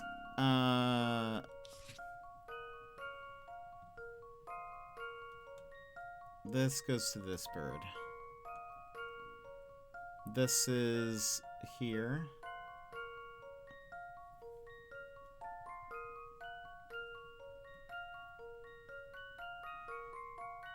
So this one is in front.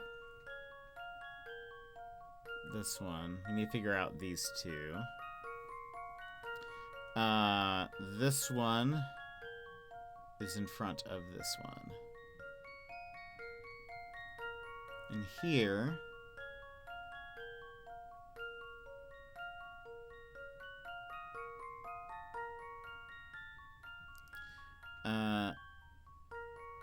this is in front of that. So...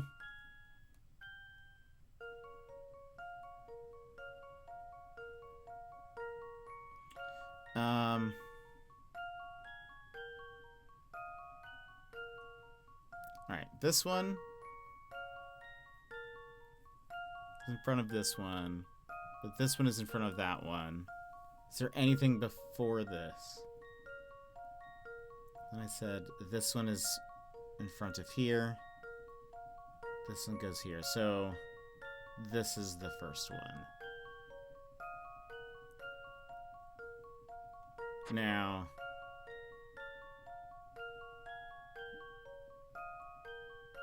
who came in third? So let's say it's 1, 2... F?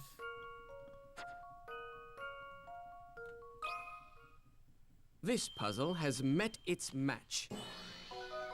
There we go. Puzzling? We did it! I think not. Alright. Darn, you solved my puzzle. We really don't have any more time for this silliness. We'll just be heading to the pagoda now. Fine, but just remember you got lucky. If my buddy were here, you'd be the one getting bossed around right now. Are you finished? This isn't over, mark my words. I hope we find the professor soon. Poor thing. You're just lost without him, aren't you, Luke? You're a fine one to talk. Sorry to keep everyone waiting. Let's be off. Where did you go? 1 minute you were there, and the next you'd vanished. My apologies, Luke. I just needed to check something. But enough about that. Come along, everyone. The towering pagoda is just steps away.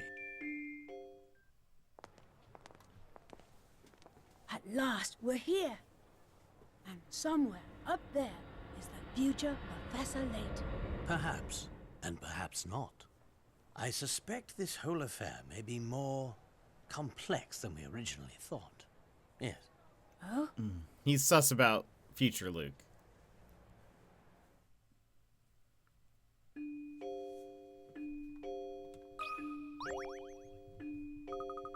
I suppose it'd be too much to expect the door to be open. Let's see, the eyes of this dragon seem to be the key to unlocking this door. Sounds like a puzzle. Let me handle it, Professor. I'll have the door open before you know it.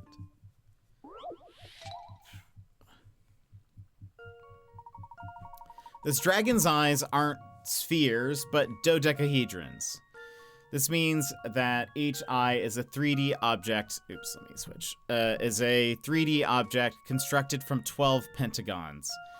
Though one of the eyes is already made, the other one still needs to be assembled. Which option, A, B, or C, will create the exact same eye when folded together? Okay. Visual puzzle.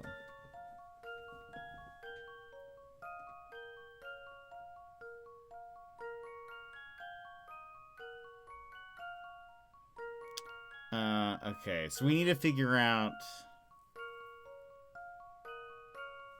when it's actually folded together.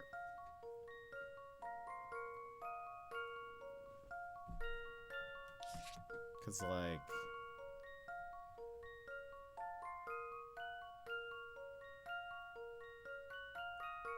that's connected. So that's not right.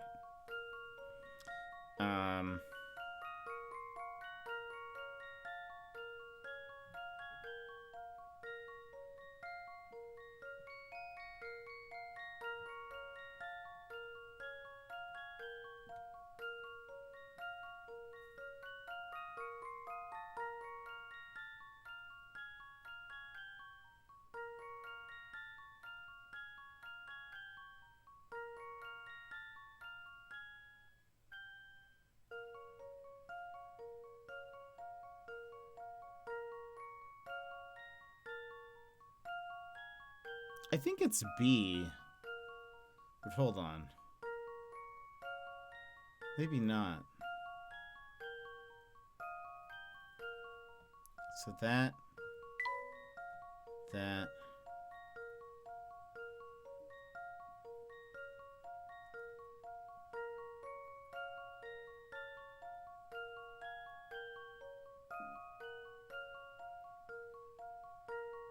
Maybe it's A? I'm gonna say it's A.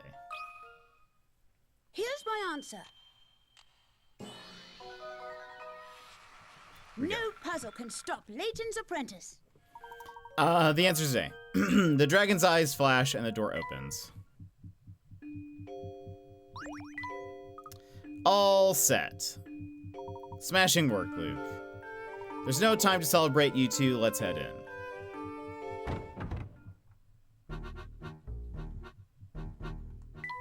That's right, Professor. The music changed. Now, what's this contraption here? It appears to be a peculiar set of goggles. I think they're too big for my head. Let me see them. Ah, this is some sort of personal projection device. Personal what? Think of it as a television for one, Luke. Only the wearer can see the image inside. I'd wager there's a puzzle in these goggles that only the wearer can see. I'm sure solving it is the only way to get through this door. Now, that is high tech. They should fit me comfortably. Let's have a look. We do in VR. Oh, boy. What do you see, Professor? Tee-hee, those glasses make you look like a bug, a robot bug. I think something's coming into focus here.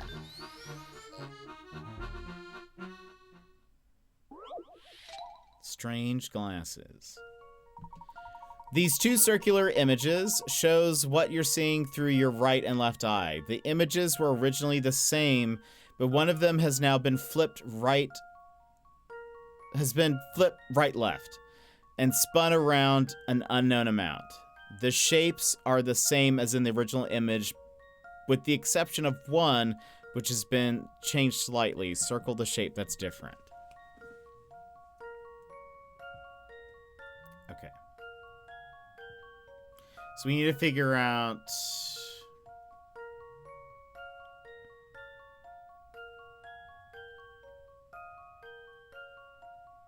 Right now I think it's H, but hold on.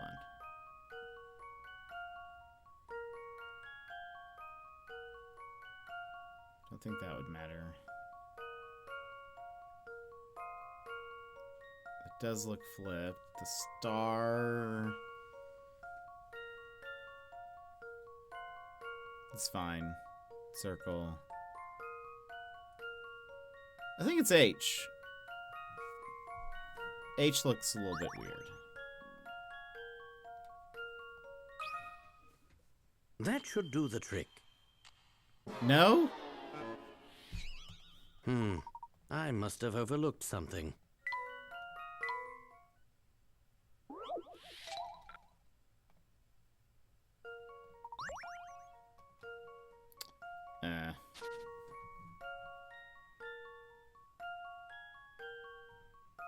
Flipped right, left, and spun around an unknown amount.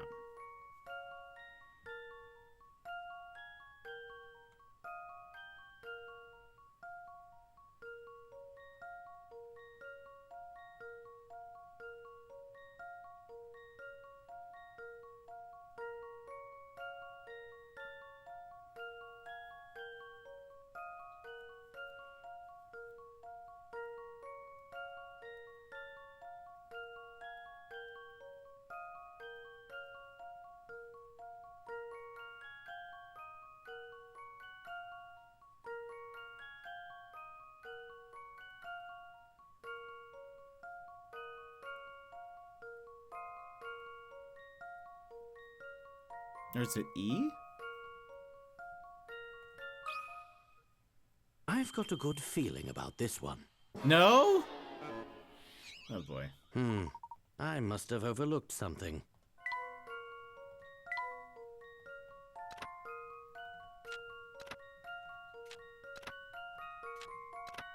It's a round shape.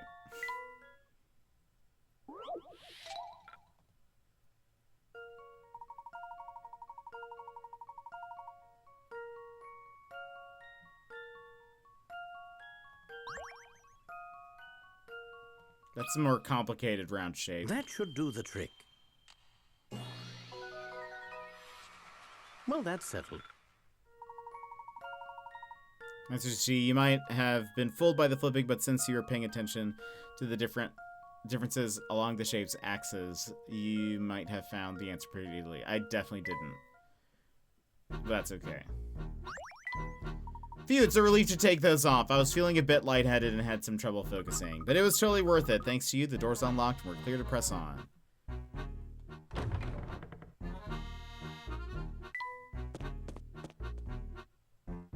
What a gloomy place. You think so? I actually like how there are dragons everywhere. Can't we just skip you guys? So you're the scoundrel who bullied my poor underling. That's going to cost you... Look who went crying to his boss. I've never seen such bravery. Quiet, you. What was I supposed to do back there? I was outnumbered. There, I understand. You're a small fellow, and you knew you had no chance of stopping us. So you got your big lug of a boss to do the dirty work for you. Sling all the insults you like. Believe you me, if the boss allowed violence in the pagoda, I'd have pounded one already. Since I can't do that, I'll sock it to you with a vicious puzzle. Would you like me to take care of this one, Luke? Don't trouble yourself with this riffraff. I can handle whatever he's dishing out. You see, Luke's weird. Cave cover-up. Let's see. A couple of rapscallions have hidden some stolen goods in a cave. To protect their stash, they're planning to seal off the entrance with some wood. To do so, they need to cut the board shown below into 2 equal pieces. Where should the thieves make their cut? Draw the answer with your stylus. Huh? Brett? What?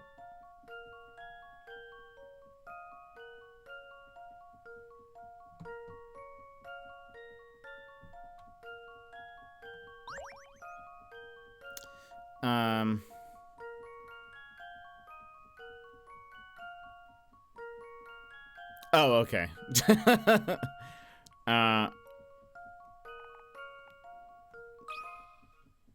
This puzzle has met its match. Easy. It seems I was right on the money. Nice cut. You're exactly right. To seal the cave, the thieves flipped one of the pieces upright as shown below. Yeah.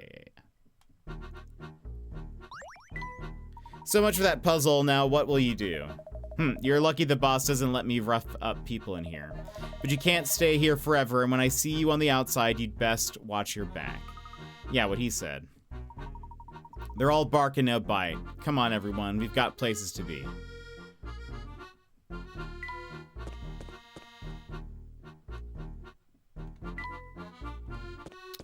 Whoops.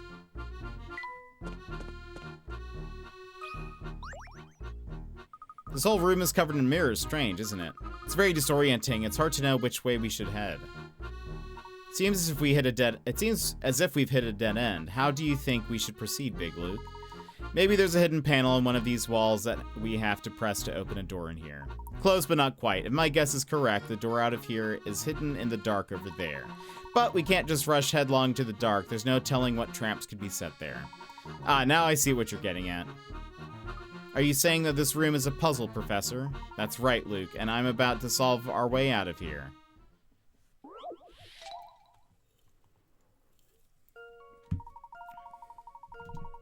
"16 circular rooms are arranged in a square below. A beam of light shines in a straight line from each of the 4 letters, A, B, C, and D, and exits through each of the 4 yellow arrows."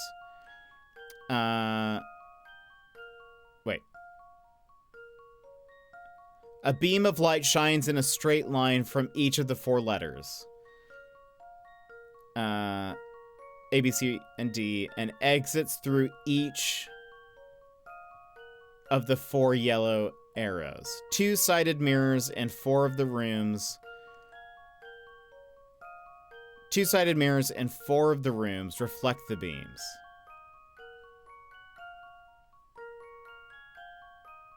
Each beam passes through the number of rooms listed below its letter. Identify which 4 rooms contains mirrors and the direction each mirror faces by tapping the rooms.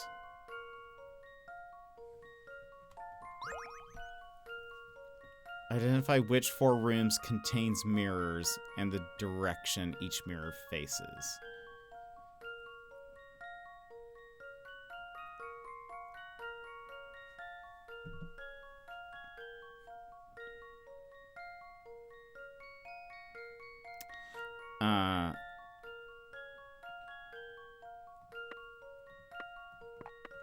I see. Okay.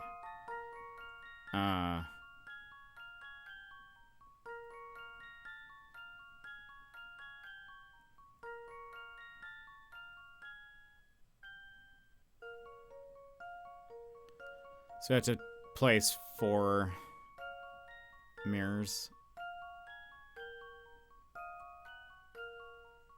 Goes through 8.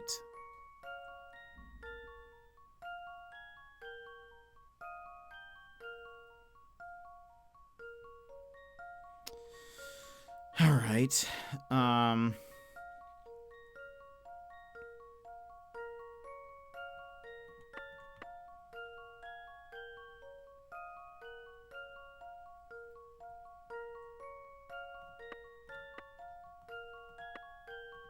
That's probably not right. Wait. 1, 2, 3, 4, 5. That could work. 4.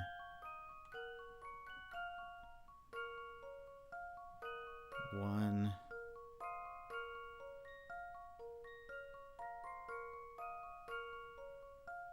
2, 3, 4, 5, 6, 7, 8.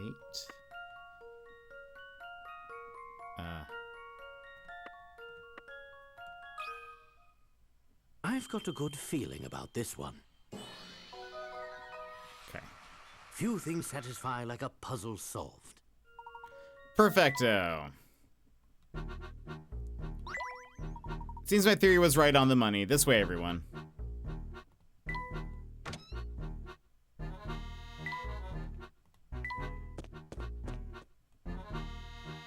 Professor, I think this may be the top floor. We must be close now. Oh boy.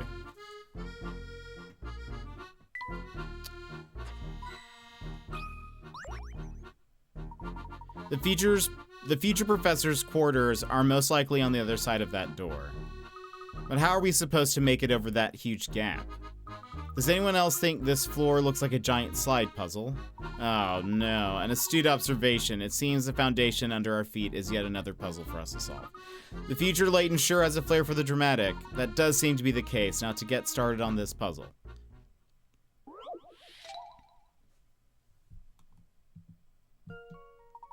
The bridge is out. If you don't find a way across the room, you'll be unable to continue on. Can you figure out how to put the 4 pieces of the dragon bridge back together? You can't walk through the spiked ball, so you'll need to deal with that too. Okay.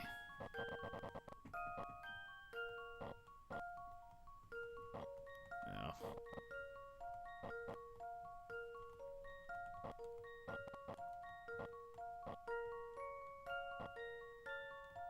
Whoops.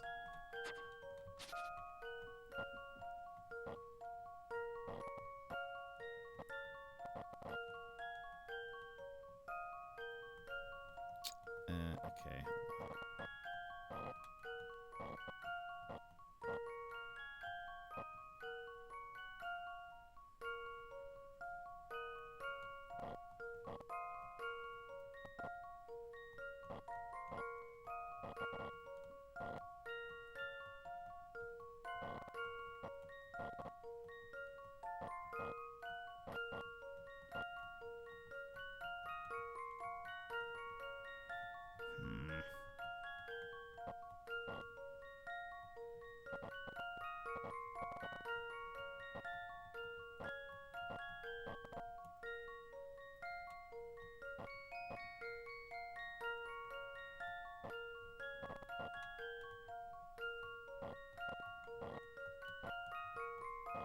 Can't.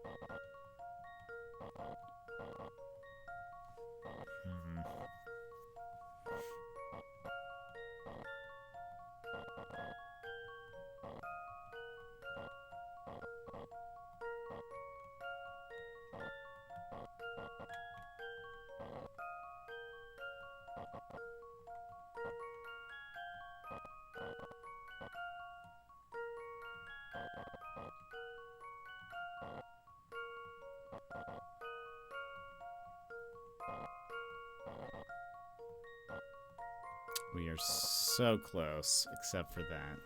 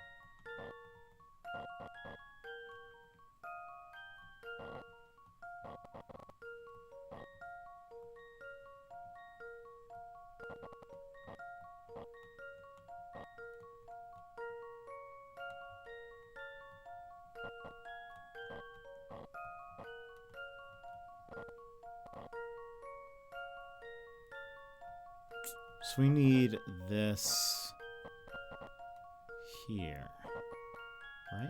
Or no? Is that not right?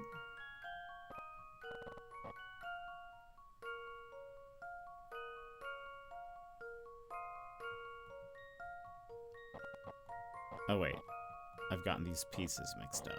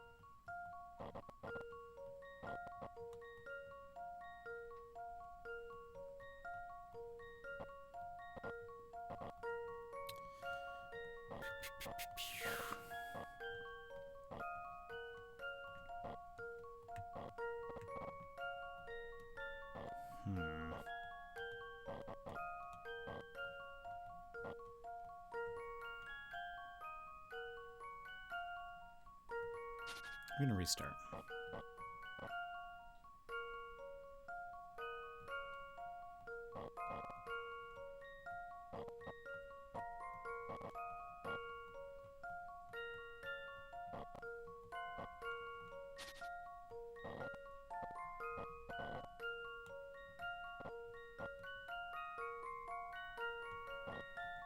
Yep.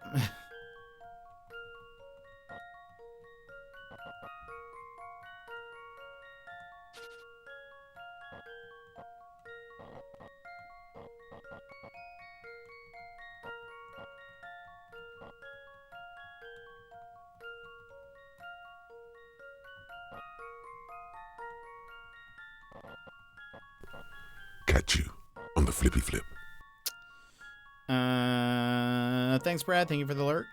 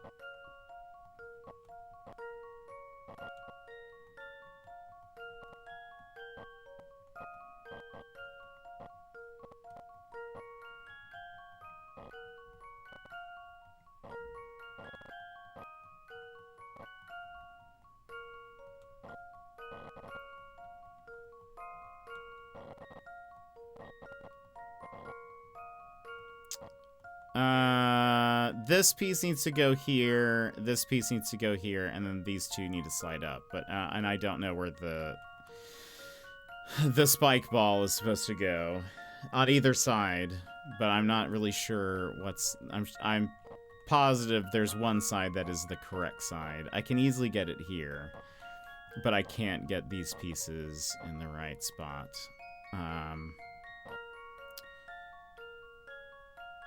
So that's where I'm struggling. Because it's going to complete this rectangle. Excuse me.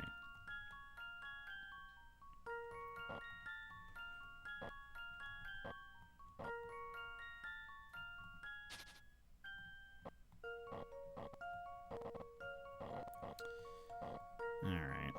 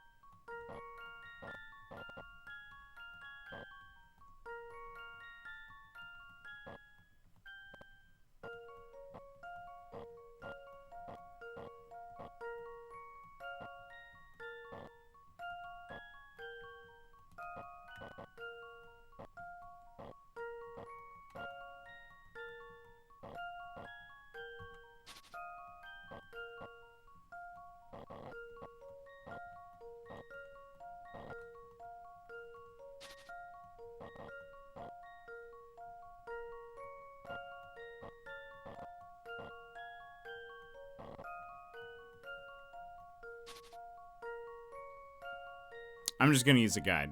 I do not care anymore. Let's see. Unwound future. Puzzle 94.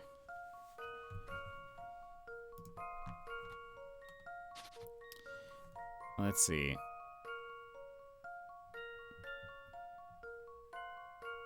Move the sideways T piece to the right. Then slide the S-shaped piece down to the left of it. Move the spike ball down to the left.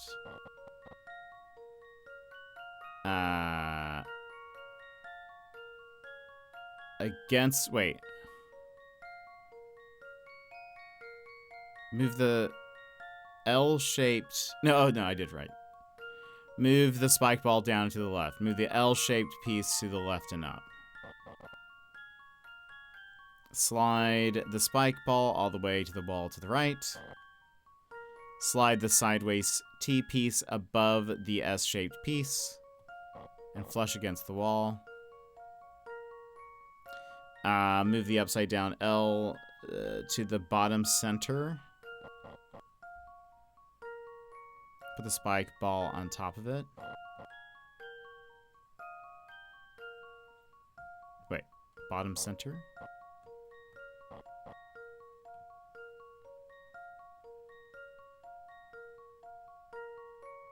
Move the L-shaped piece to the bottom right. Wait. With the upside down L. Okay, that's that. To the bottom center. Put the spike ball on top of it. That doesn't make sense to me. What do you mean by that? Move the L-shaped piece to the bottom right. Maybe it meant that. Oh, on top of it. Okay. Move the spike ball against the right wall. I can't do that.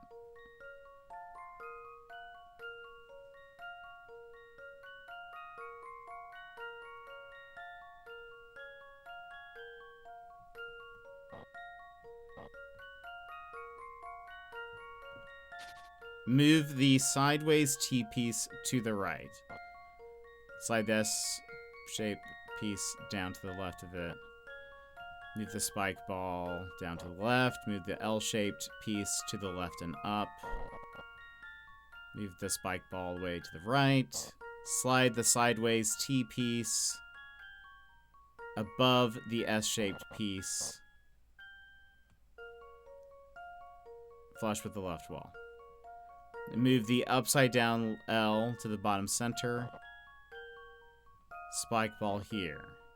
Move the L-shaped piece to the bottom right. Move the spike ball against the right wall. Okay, so I had that wrong. Then move the sideways T piece to the top center.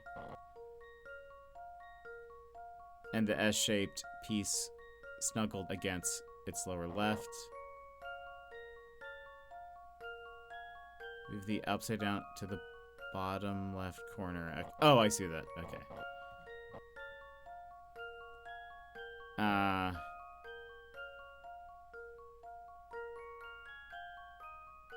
Slide the L-shaped piece down here.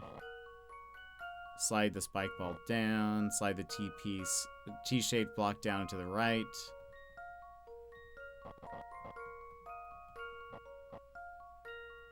Move the upside down L to the top center.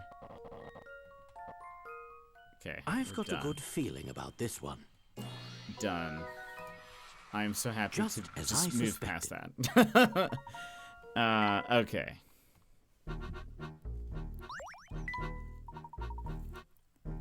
There, it's safe to cross now, everyone. Alright, stand back. Going to open the door. Be careful, who knows what the future Professor Layton has planned for us.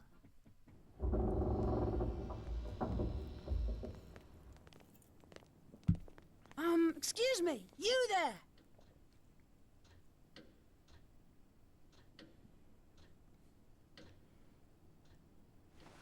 Welcome, Herschel Layton. Stun gun.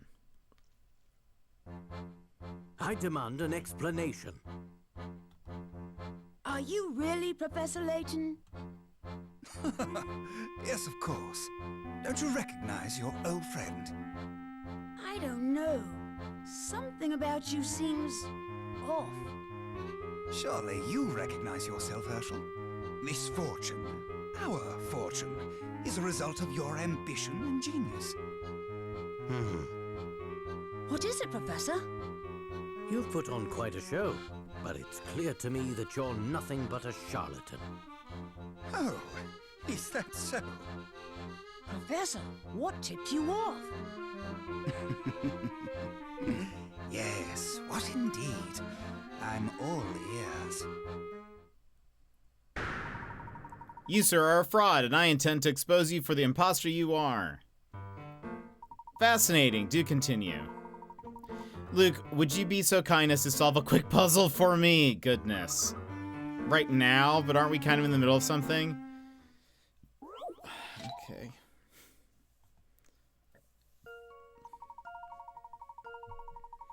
A pile of blocks has been carefully stacked. The image below is a view from the side. The perspective is also rotated in an unknown direction. Gravity is acting on the block, so any block not touching the ground or a block will below it will fall. When you're looking at the blocks from the correct angle, which direction A, B, C, or D is up?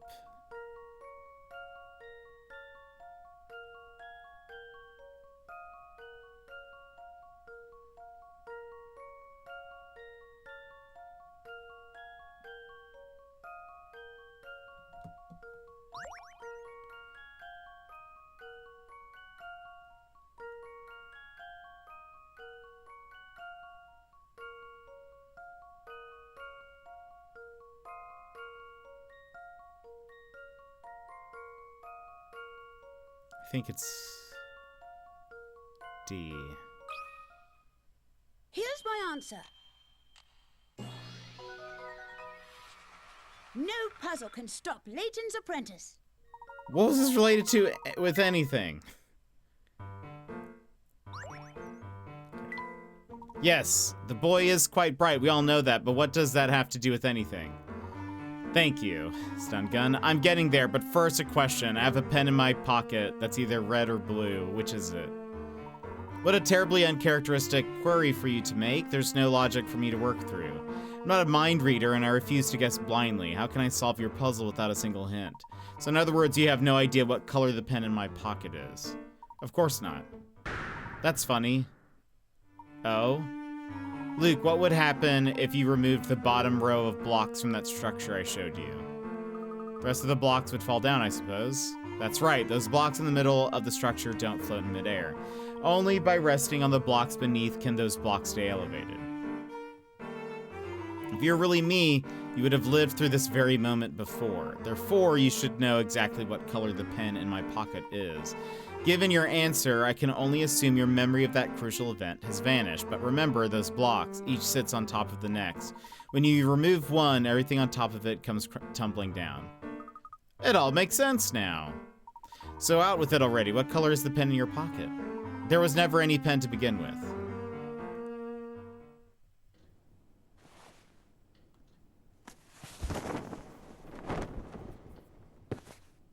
I had a feeling you were behind this, Dr. Stun Gun.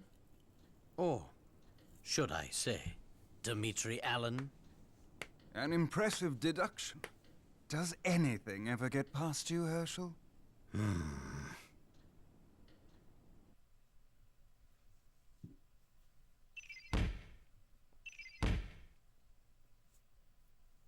Dimitri Allen. Hats off to you, Herschel. So you're the one who's been kidnapping scientists under my name. But why? Have you ever tried to build a time machine by yourself? It's a Herculean task. And by pinning the blame on you, I could disguise myself as one of the poor scientists who vanished. Conveniently, that also provided an excellent way to lure you here. After all, the virtuous Herschel Layton would never stand by as someone sullied his good name. Sure enough, you came running. And faster than expected at that. You're a real lowlife, you know that? So why me? You could have chosen anyone to be the scapegoat. Oh no, it had to be you. You see, you play a critical part in the completion of my time machine. Or rather, your memories do. What are you saying? The best part is that I've already got what I need from you. Of course. So that strange device. Finally catching on, eh? Those glasses you put on were a cognitive capture unit of my own design. In layman's terms, a memory recorder. But what use could you possibly have for my memories? Why, they provide me with data, of course. Your memories contain all the information I need to recreate that fateful day's experiment. Which day? The day I lost everything that mattered to me.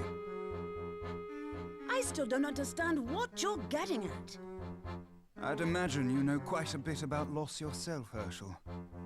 Think, man. I'm talking about Claire. Claire. Claire. As you know, time travel is based on movement through wormholes. One end of the wormhole is anchored in the present. But every wormhole also needs a point of origin. And to find this point of origin, one needs data. Both you and Bill had substantial interactions with Claire on the day of the accident. Using your memories of those interactions, I will triangulate the point right before her death. Of course, finding a wormhole's point of origin is no easy task. If my calculations were even the slightest bit off, I could be trapped forever. Then why take the risk? What do you stand to gain? Everything. You see, Like you, Herschel. I loved Claire. So, you intend to travel back through time and save her? Surely you wouldn't stop me. After all, haven't you wished for this yourself? Nothing can excuse the kidnapping of all those scientists. Not even this, Dmitri. You disappoint me. I had hoped a rational man like yourself would understand that the ends justify the means. I don't see it that way. Then what's your next move? Turn me into the police? I'd like to see you try. You're mistaken in thinking I came here to report you to the authorities. I'm here to put an end to the schemes of the man who dragged my good name through the dirt. Ha! That's a lovely sentiment, Herschel, but you seem to have forgotten one key detail. The towering pagoda is my stronghold, and that means you're on my turf. I have more than enough men here to overpower you. Look here. This 18th century relief illustrates our situation perfectly, does it? It displays two warring factions of 5 troops. The stars indicate the strength of each troop. Your side is more or less accurately represented by the red and mine by the gray. It should be fairly clear to you who the victor will be. The gray side has more powerful troops. There's no way red could win. Exactly, your apprentice has a good head on his shoulders, Herschel. Personally, I think it's a bit premature to praise him in this case, Dmitri. From what I can see, our troops wouldn't lose the fight, provided the battle is fought one-on-one. It sounds to me like you admit... it sounds to me like you simply don't wish to admit defeat. If you believe it possible, prove it. Each troop will engage one troop from the other side in one-on-one combat. Pair each of your red troops against one from the opposing gray forces. Your troops are marked with an icon of Professor Layton. The strength of each troop is represented by the number of stars on its banner. Arrange your forces so that the red side avoids defeat. When you're ready to submit your answer, tap OK to proceed. I don't understand how this works.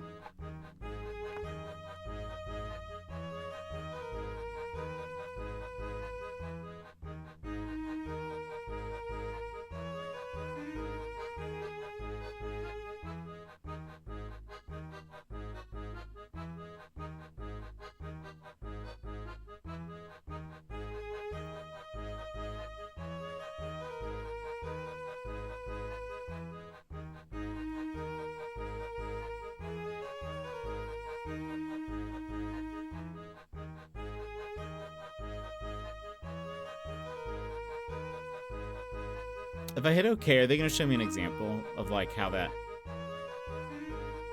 No, okay.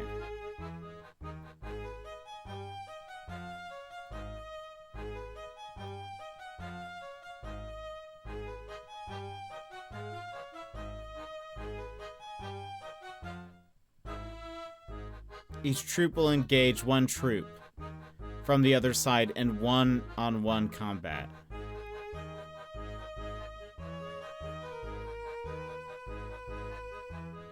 Pair each of your red troops against one from the opposing gray forces. Your troops are marked, yeah. Strength of each troop is represented by this, yeah. Arrange your forces so that the red side avoids defeat.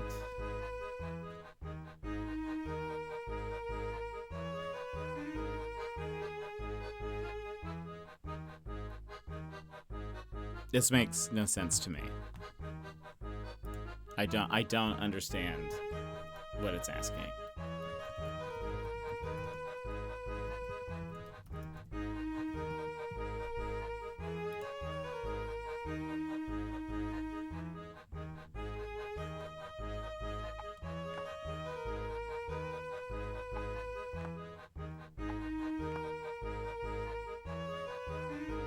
I have zero idea why this makes sense.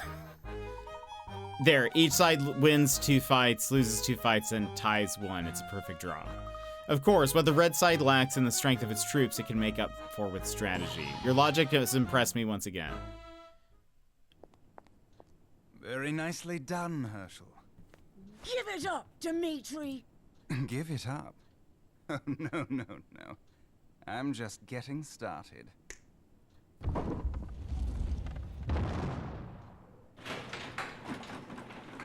Who is that? Bill Hawks. As you can see, my hostage here is something of a big shot.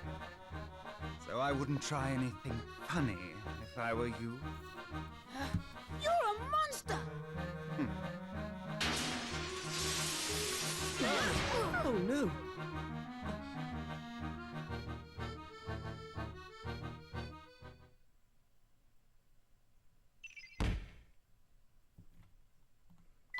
Well, we found him.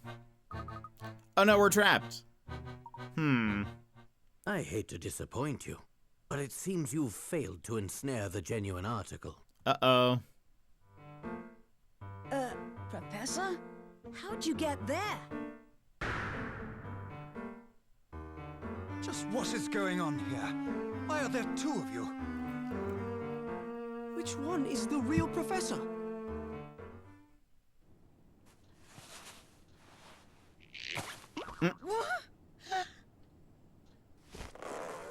Twist. Don Paolo? If he's in here, Then where's the real professor?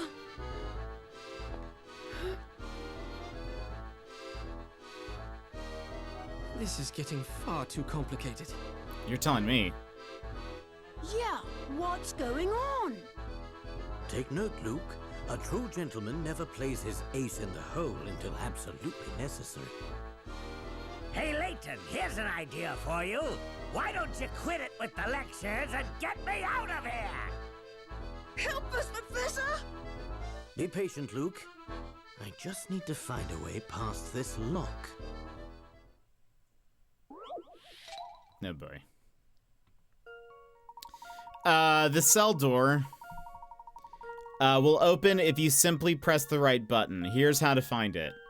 Think of the buttons as squares on a grid. From wherever you start, move from one square to another in the direction directed by each symbol. A star means go left. A moon means go right. A sun means go down, and a drop means go up. There's only one button you can start from and reach all of the others by following the rules listed above. Push the button and then tap submit. Alright. Okay. So these are right. This is up, left, up,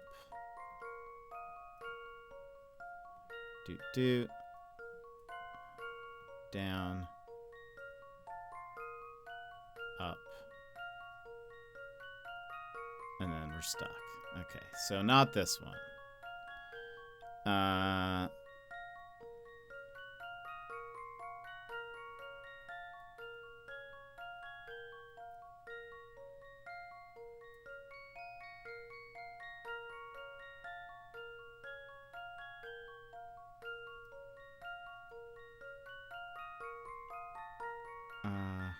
Oh.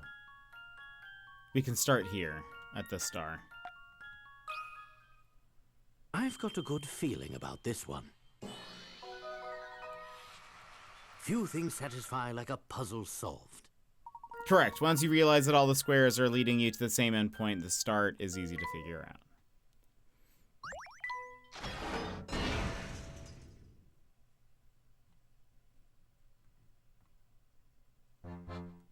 It would seem the tables have turned on you, Dimitri.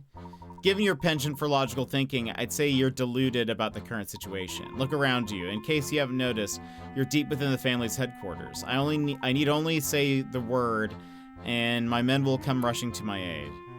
You underestimate me, Dimitri. Do you think I'd be so naive as to set foot in your base without a plan of my own? Meaning? This building is fascinating in its complexity. I saw plenty of spots where one might conceal a trap or the like. On my way here, I've set up a few diversions of my own. Call for your henchmen if you like. I imagine most of them will have their hands full for at least a few more minutes. Clever, Herschel. Very clever. Come on, boss, we gotta run. It seems I must concede defeat today, but this is far from over. I look forward to seeing you when our paths cross next. They're much faster than I imagined. There's no chance of us catching them. Oh no, what's wrong?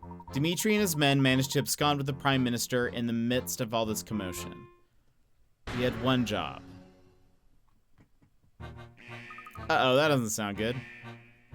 Dimitri's activated an alarm. Family members from the area are going to flood this place before long. That's a distinct possibility. We may have to fight our way out of the towering pagoda. But didn't you take care of Dimitri's henchmen on the way in, Professor?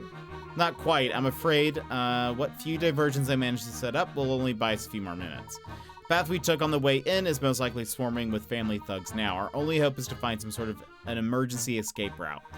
Dimitri's a prudent man. He may have had have one hidden in this room somewhere. We must search this place thoroughly. Aha, there's a trap door here. I'm glad my hunch was right. This is our ticket out of here. Oof, the stairwell is awfully narrow, and there's more than one path. Which way to go, Layton? Look, there's a map here that charts out the network of channels below us. Let me see. My, this is a bit of a tangled mess, isn't it? Of course. Okay. In the dark maze of tunnels below, you can't turn unless you hit a wall. Following this rule, you need to reach the goal without taking the same path twice or running into any dead ends. Which route should you take? Draw a line to plan your escape. Okay. So it's like the banana thing, sort of. All right. So...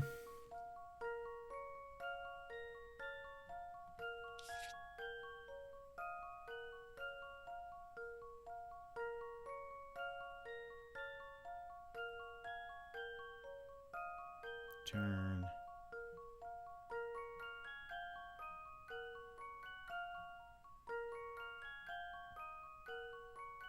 Okay.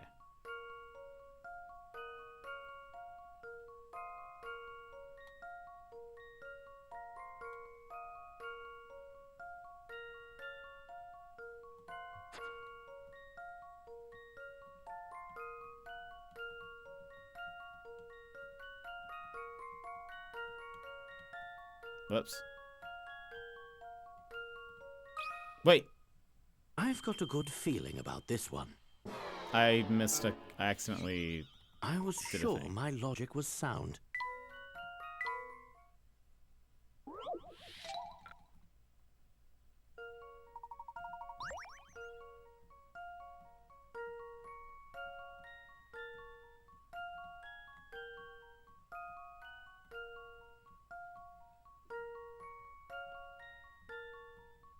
There we go.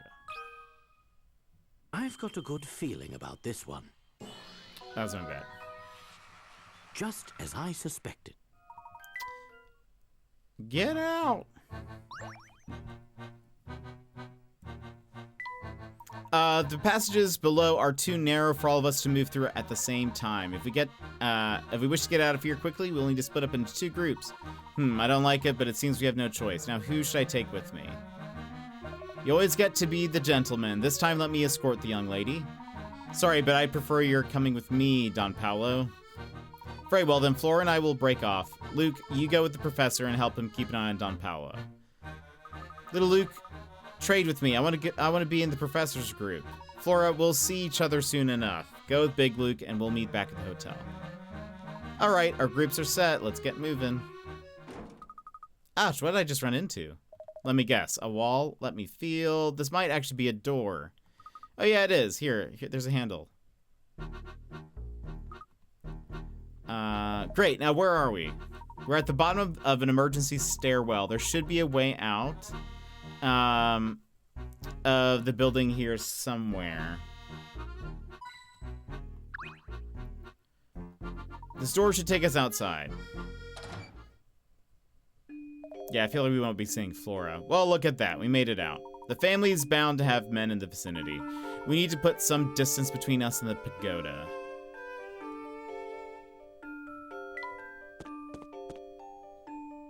I still don't understand why Don Paolo's here. Can someone please explain that to me? Always with the questions. Won't you put a lid on it for a few minutes, you brat? I most certainly will not. Honestly, you two, would you please stop bickering? You're on the same side. And while I'm getting things off my chest, why the heck did I have to play the decoy who gets caught? Come now, Paul. It wasn't that bad. Your role was certainly the more exciting one. Professor, you still haven't explained what happened back there. I knew we'd be monitored from the moment we stepped foot inside the pagoda. So I wanted to make sure we had at least one trick up our collective sleeve. Don Paulo, master of deception and disguise, seemed like the perfect man to employ for the task. You two are friends? That's the first I've heard of this. Ha! Don't get it confused, kid. I'm no friend of his. We both want answers to the same questions. So we decided to work together. That's all. When did this start? Tell me, Luke, when we visited Dr. Schrader, did anything he said strike you as strange?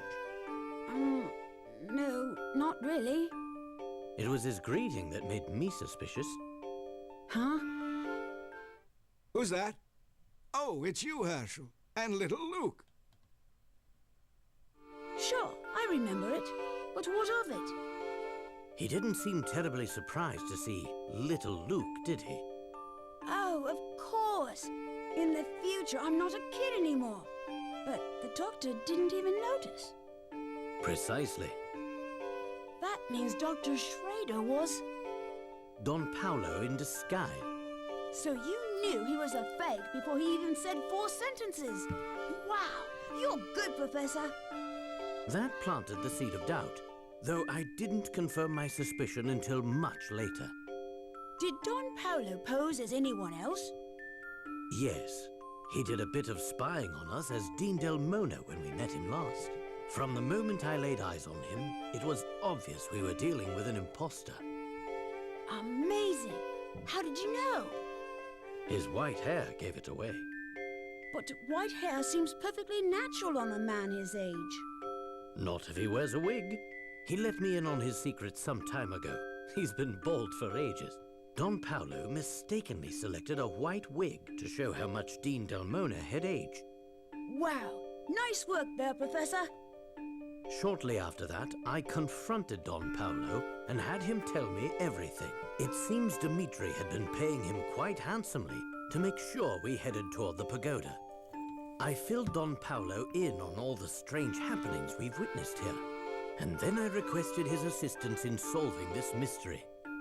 Well, that all makes sense, I suppose. But the part I still don't get is why Don Paulo decided he wanted to help us. After all, this is the fellow who tried to run us over with a Ferris wheel. That's none of your business, brat. Hey! Call me a brat again and just see what happens. It was Claire, Luke. It all had to do with Claire. The woman Dmitri was talking about? Claire was my girlfriend back when I was just starting my academic career. She was a researcher who worked in the same laboratory as Dmitri. Oh no! So she... Yes. The last time I saw her, she was on her way to the lab the day of that massive explosion. The oddest thing is that the accident received very little media coverage. It's clear someone with a lot of influence was suppressing information about the incident. I did everything I could to research the matter on my own. My efforts were largely fruitless. I had no idea. It's likely that Dmitri feels he is to blame for Claire's death. His obsession with going back in time seems like a twisted version of atonement. What a terribly sad story. But what does it have to do with Don Paulo? Well, Luke, as it turns out, Dmitri and I weren't the only ones with strong feelings for Claire. No way! You mean... What? Don't act so surprised. I have feelings too, you know. Thanks for meeting me on such short notice, Herschel. Oh, no. It's my pleasure. Here, this is for you. What is it? A letter, of course. Read it at home. Why don't you just tell me what it says? I'm right here, after all. My, you're making this quite difficult. What I want to say is, well, in short, this.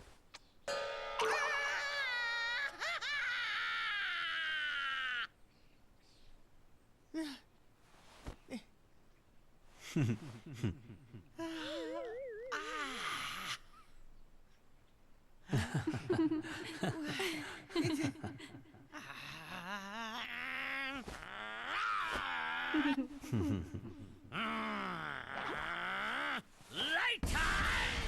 You!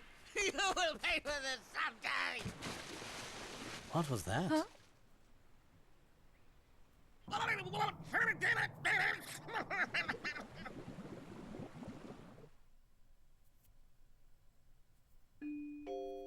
Layton has been my arch nemesis ever since that fateful day. I see. Yes, though it's worth mentioning that I had no inkling of Paul's crush until he told me himself. He was in the year above me at university. Imagine my surprise when I learned that Don Paolo was none other than my old classmate, Paul. I had no idea you'd been through so much. Sorry for being so mean to you, Paul. Ugh, spare me your sappy sympathy. And my name is Don Paolo. Address me as such, boy. Anyway, you put on quite the performance, Don Paolo.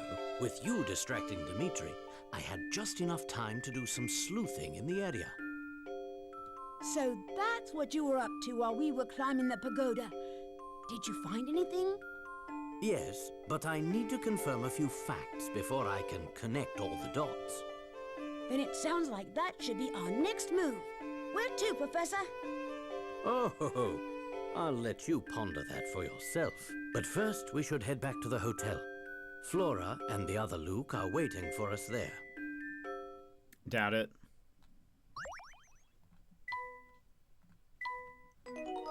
Okay, we are going to stop there. Well, Chapter 10.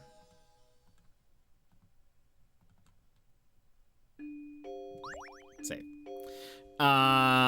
We will finish this tomorrow. Mostly because I am done with this. I cannot wait for this game to be over. So let's go ahead and move here.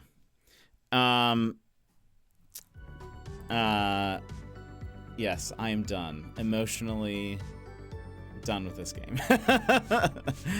I think the puzzles have hit me in such a way that I almost do not care. Yeah, I think I am just, it'll be, yeah, we only have 3-ish chapters left. We are going to speed through it tomorrow. It will be done tomorrow. Or so help me. I don't know what we'll do after. Like, once we are done with Layton, I don't know. I don't know what game we'll play. I may even just take the rest of the week off. I really just don't know. I am just so over it. But friends, thank you for being here. Thank you for hanging out with me. I will get through this. Sassy, thank you so much for the 75 stream streak. I appreciate it. But friends, that is it for us today. I hope you guys have a wonderful rest of your day, and I will see you guys tomorrow to finish this. Also, I don't know why the stream has been so choppy today, but whatever. Anyway, bye-bye!